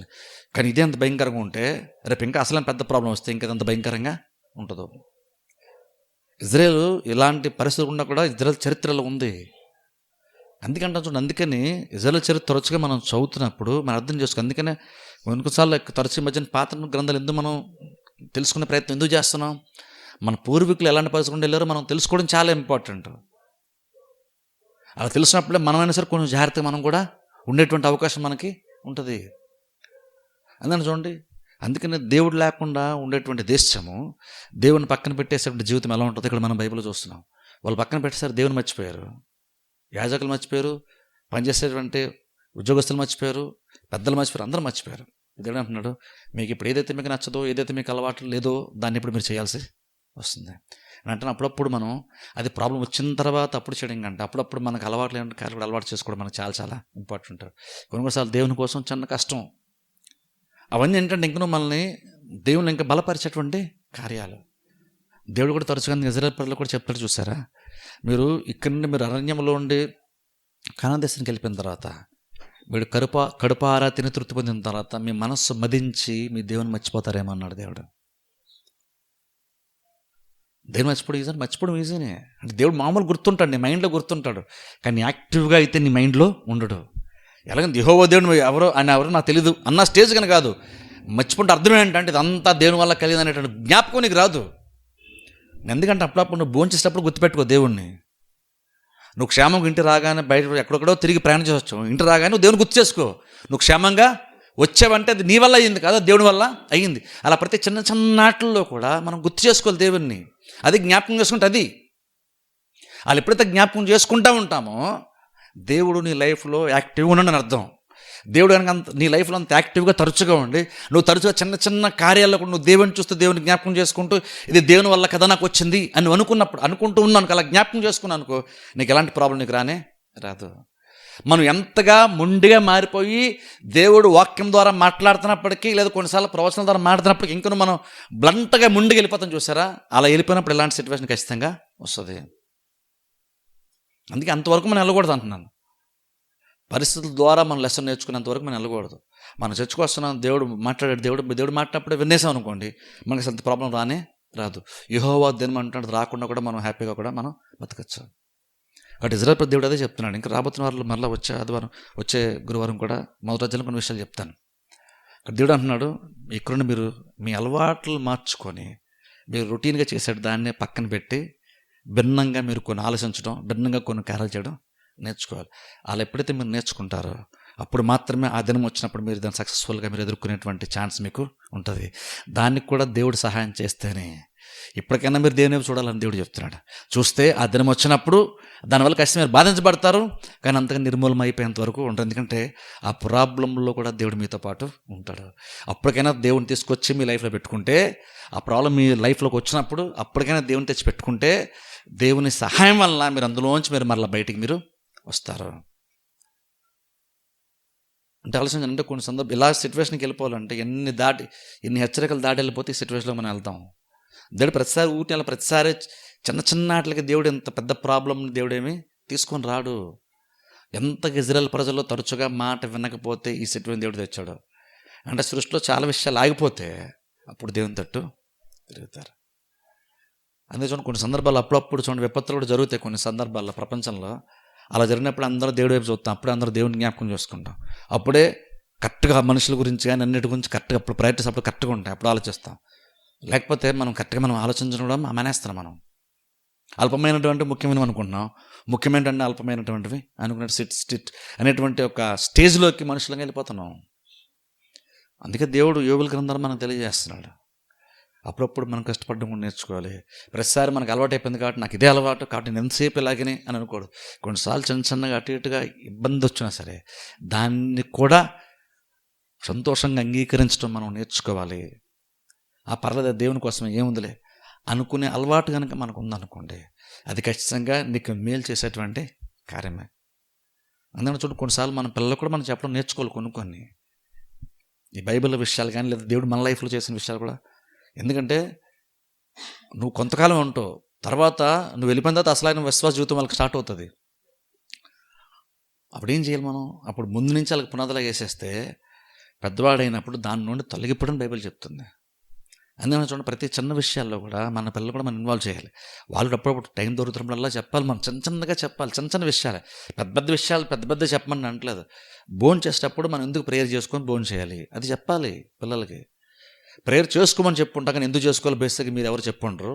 కానీ ఇక్కడ నుండి చెప్పండి, భోజనం చేసే ముందు ప్రేయర్ ఎందుకు చేసుకోవాలి చెప్పండి. చేసుకోవాలని కాదు నేను చెప్పేది, ఎందుకు చేసుకోవాలో చెప్పండి. బయటకు వెళ్ళేటప్పుడు ఎందుకు ప్రేయర్ చేసుకోవాలి, ప్రేయర్ చేసుకుంటే దేవుడు చేసే సపోర్ట్ ఏంటి, చేసుకోకపోతే ఉండేటువంటి నష్టం ఏంటి, ఇలాంటివన్నీ కూడా చిన్న మన పిల్లలు చెప్తే ఇప్పటికి దాని విలువ వాళ్ళకి తెలియపోవచ్చు, కానీ వాళ్ళ మైండ్లో స్థిరపడితే పెద్దవాళ్ళు అయిన తర్వాత అవన్నీ గుర్తొచ్చినప్పుడు అప్పుడు వాళ్ళు కొంచెం అటు ఇటు తొలగినట్టుకున్నా సరే ఆ మాటలు హృదయంలో ఉన్నాయి కాబట్టి మరలా వారి హృదయంలో పనిచేస్తే మరలా వాళ్ళ దేవుని చిత్తంలో స్థిరంగా వాళ్ళు కొనసాగేటువంటి అవకాశం ఉంటుంది. నువ్వు లేకుండా కూడా నీ యొక్క ప్రభావం వాళ్ళపైన ఉంటుంది అప్పుడు మనం చెప్పినప్పుడు. ఇలాగేంటంటే మనం చాలా విషయాలు నేర్చుకోవాలి, మనం జ్ఞాపకం చేసుకోవాలి. మన పిల్లలకు కూడా మన తర్వాత తరాన్ని కూడా మనం నేర్పించాలి. అది ఆ విషయంలో కూడా మనం జాగ్రత్తగా ఎక్కడి నుండి అలవాటు చేసుకుందాం. చిన్న విషయాలు మన పిల్లలకు చర్చికి ఎందుకు వెళ్తాం, పాటలు ఎందుకు పాడతాం, దశభాగం దేవునికి ఎందుకు ఇస్తాం, కానుకలు ఎందుకు ఇస్తాం, ఇవన్నీ చెయ్యాలని చెప్పడమే కాదు, ఎందుకు చేస్తున్నాం కూడా అప్పుడప్పుడు మీరు చెప్పండి. అవన్నీ చెప్తే వాళ్ళు కూడా మెల్లమెల్లగా దేవుడు పనిచేస్తాడు. వాళ్ళు కూడా చిన్నప్పటి నుంచి దేవుని యొక్క జ్ఞానంతో వాళ్ళు కూడా నింపబడతారు. ఇలా ఉన్నప్పుడు మనం సుఖంగా ఉండి తర్వాత తరం సఫర్ అవ్వకూడదు. ఎప్పుడు కూడా మనం విశ్వాసం ఉన్నాం కాబట్టి మనల్ని బట్టి దేవుడు భవిష్యత్తు మనల్ని ఆశ్రయిస్తాడు. కానీ నువ్వు సుఖంలో నువ్వు కనుక దేవుని మర్చిపోవు అనుకో, తర్వాత నీ పిల్లలు సఫర్ అవ్వాల్సి వస్తుంది. వాళ్ళకి నువ్వేమిచ్చావు అనేది ఇంపార్టెంట్ కాదు, నీ విశ్వాసం వారిలోనికి వెళ్ళాలి, అది ఇంపార్టెంట్. ఇక్కడ మనకి నువ్వు వాస్తవం పర్లేదు, నీ లైఫ్ స్టైల్ నీ విశ్వాసం కనుక నీ భక్తి కనుక వారిలోకి వెళ్తే వాళ్ళు ఆటోమేటిక్గా దేవుని బట్టి వాళ్ళు ఖచ్చితంగా పైకి వచ్చేస్తారు. అందుకని మీ అది చూడండి, మన పిల్లలకి అయ్యి కొంటున్నాం అనేది ఇంపార్టెంట్ కాదు, అవన్నీ కొనాలి, మంచిదే చేయాలి, మంచిదే. కానీ అంతకంటే ఎక్కువగా మనం ఇలాంటివి కూడా చేస్తాం లేదో కూడా ఆలోచించుకోవాలి. లేదనుకుంటే వాళ్ళకి అన్ని మంచివన్నీ ఇస్తూ కూడా మనం పాటు చేసిన వాళ్ళమే అవుతాం. అందుకే కొన్ని సందర్భాలు క్రిస్టియన్ ఫ్యామిలీస్లోనే తల్లిదండ్రులు బాగా భక్తిగా ఉంటారు, కానీ ఆ తర్వాత పిల్లలకు వచ్చేసరికి వాళ్ళకి అసలు భక్తే ఉండదు. వాళ్ళ తల్లిదండ్రులు బాగానే దేవుల్లో బాగానే ఉన్నారు, కానీ వాళ్ళు చేసిన ఏకైక తప్పు ఏంటంటే వాళ్ళు భక్తిగా ఉన్నారు, దేవుల్లో బాగానే ఉన్నారు వాళ్ళు. కానీ ప్రాబ్లం ఏంటంటే పిల్లల విషయంలోనే వాళ్ళు కొంచెం జాగ్రత్త తీసుకోలేదు. అందుకని వాళ్ళ భక్తి వాళ్ళ రక్షణ బాగానే కాపాడుతున్నారు, బాగానే దేవుని దగ్గరికి వెళ్ళిపోతారు. కానీ తర్వాత తరానికి అది కంటిన్యూ అవ్వదు. అది కంటిన్యూ అయిపోతే ప్రాబ్లం ఏంటో తెలుసా? దాదాపు అన్యులతో సమానంగా మారిపోతారు కుటుంబం. అంటే దేవుడే తెలుసుకున్నటువంటి స్థితిలోకి వెళ్ళిపోతారు. దానికి ప్రాబ్లం అప్పుడు ఎవరు? ఖచ్చితంగా మనమే ప్రాబ్లం. ఎందుకంటే నీ దగ్గర నుండే తరం మారిపోయింది. అందుకని దేవుడు అది మారకూడదనే దేవుడు ప్రతి తరానికి చెప్తున్నాడు. మీరు దాన్ని మీ పిల్లలకి వాళ్ళ పిల్లలకి మీరు చెప్పండి, జ్ఞాపకం చేయండి. పండుగలు ఎందుకు చేస్తాం వాళ్ళు అడుగుతారు, అడిగినప్పుడు మీరు చెప్పండి అని దేవుడు ఎందుకు చెప్పాడు. అది అలా కంటిన్యూ అవ్వాలంటే దేవుని యొక్క ఉద్దేశం. అది ఆ చైన్ ఎక్కడ కూడా, ఆ లింక్ ఎక్కడ కూడా బ్రేక్ అవ్వకూడదు తెలుసా. అది జాగ్రత్త చూసుకోండి. ఆ లింక్ ఎక్కడ బ్రేక్ అవ్వకూడదు. మనం భక్తిగా ఉండాలి, ఆత్మీయ జ్ఞానం నింపబడాలి. దాన్ని ఎగ్జాక్ట్ అలాగుండే మన పిల్లలకు మనం దాన్ని అందించాలి. అది మనం చేస్తున్నది జాగ్రత్త చూసుకోవాలి. అది కనుక మనం చేస్తే వాళ్ళ భవిష్యత్తును ఒక రకంగా బతుకుండా నువ్వు కట్టేసినట్టే. ఎందుకంటే పెద్దగా అందులో నుంచి వాళ్ళు తొలగిపోరు. ప్రార్థన చేస్తాను. అందరూ తల వంచి కళ్ళు మూసుకుని నేనే చిన్న ప్రార్థన చేస్తాను. మమ్మల్ని మిక్కిలిగా ప్రేమిస్తాను మా పరమ తండ్రి, పరిశుద్ధ దేవ, నీ పరిశుద్ధమైన శ్రేష్ఠ నామం నాకు వందనములు స్తోత్రాలు చెల్లిస్తున్నాం తండ్రి. ఈ రాత్రికల్లా సమయంలో ప్రభా యోబేలు గ్రంథం ద్వారా ప్రభా కొన్ని విషయాలు మేము తెలుసుకోవడానికి మాకు ఇచ్చిన అవకాశం బట్టి మీకు స్తోత్రములు తండ్రి. ఇంక ప్రభు రాబోతున్నటువంటి వారాల్లో తండ్రి మేము అనేక కార్యాలు ప్రభా తెలుసుకోవాలని సిద్ధపడుతుండగా మీ వాక్య జ్ఞానం చేత ప్రభా మా హృదయాలు మేము నింపమని ప్రార్థిస్తున్నాము. మేము నేర్చుకోవాల్సిన సంగతులు మీరు మాకు బోధించమని ప్రార్థిస్తున్నాం ప్రభా. మా పితరుల ద్వారా ప్రభా మేము అనేకమైన ఆత్మీయ పాఠాలు నేర్చుకొని మేము తండ్రి ఆత్మీయంగా బలంగా కొనసాగటానికి, ఎదగటానికి మాకు సహాయం చేయమని ప్రార్థిస్తున్నాం. మా జీవితంలో తండ్రి మిమ్మల్ని వాస్తవంగా తండ్రి అనుభవముగా మేము మార్చుకోవడానికి మాకు సహాయం చేయండి ప్రభువా.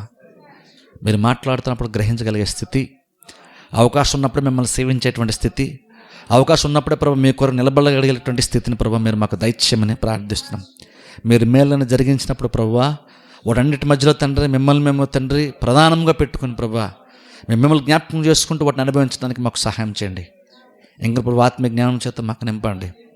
ఎంతమంది ప్రభు నిర్లక్ష్యంగా ఉంటూ ప్రభా మీరు ఇచ్చిన ఆశీర్వాదాలు అనుభవిస్తూ ప్రభా మీకు దూరంగా ఉంటున్నారు తండ్రి, వారందరూ కొరకు ప్రార్థిస్తున్నాం తండ్రి. ఈ వాక్యం ద్వారా తండ్రి వాళ్ళు కూడా తెలుసుకొని వారి జీవితాలు సరి చేసుకొని ప్రభా వాళ్ళకి అలవాట్లైన కార్యములు అలవాటు చేసుకొని ప్రభా ఆత్మీయంగా తండ్రి బలవంతులుగా మీలో కొనసాగడానికి సహాయం చేయమని ప్రార్థిస్తున్నాం. మీరు ఇచ్చిన మాటలు బట్టి ప్రభా మీకు వందనాలు. రాబోతున్నారు ఇంకా అనేక లోతైనటువంటి విషయాలు ప్రభా, ఆశ్చర్యమైన సంగతులు మేము చూచినట్లు మా కళ్ళలో మీరు తరమని ప్రార్థిస్తున్నాం. వాక్యం పట్ల ప్రభు బిడ్డలు ఆసక్తిలో వచ్చి బిడ్డలను మీరు దీవించండి, ఆస్వాదించండి. కుటుంబంలో ప్రతి అవస్థలు అక్కడ మీరే తీర్చమని, వెలుచుండగా మార్గమధ్యలో తోడుగొండమని యేసుక్రీస్తు నామమున ప్రార్థిస్తున్న మా పరమ తండ్రి, ఆమేన్.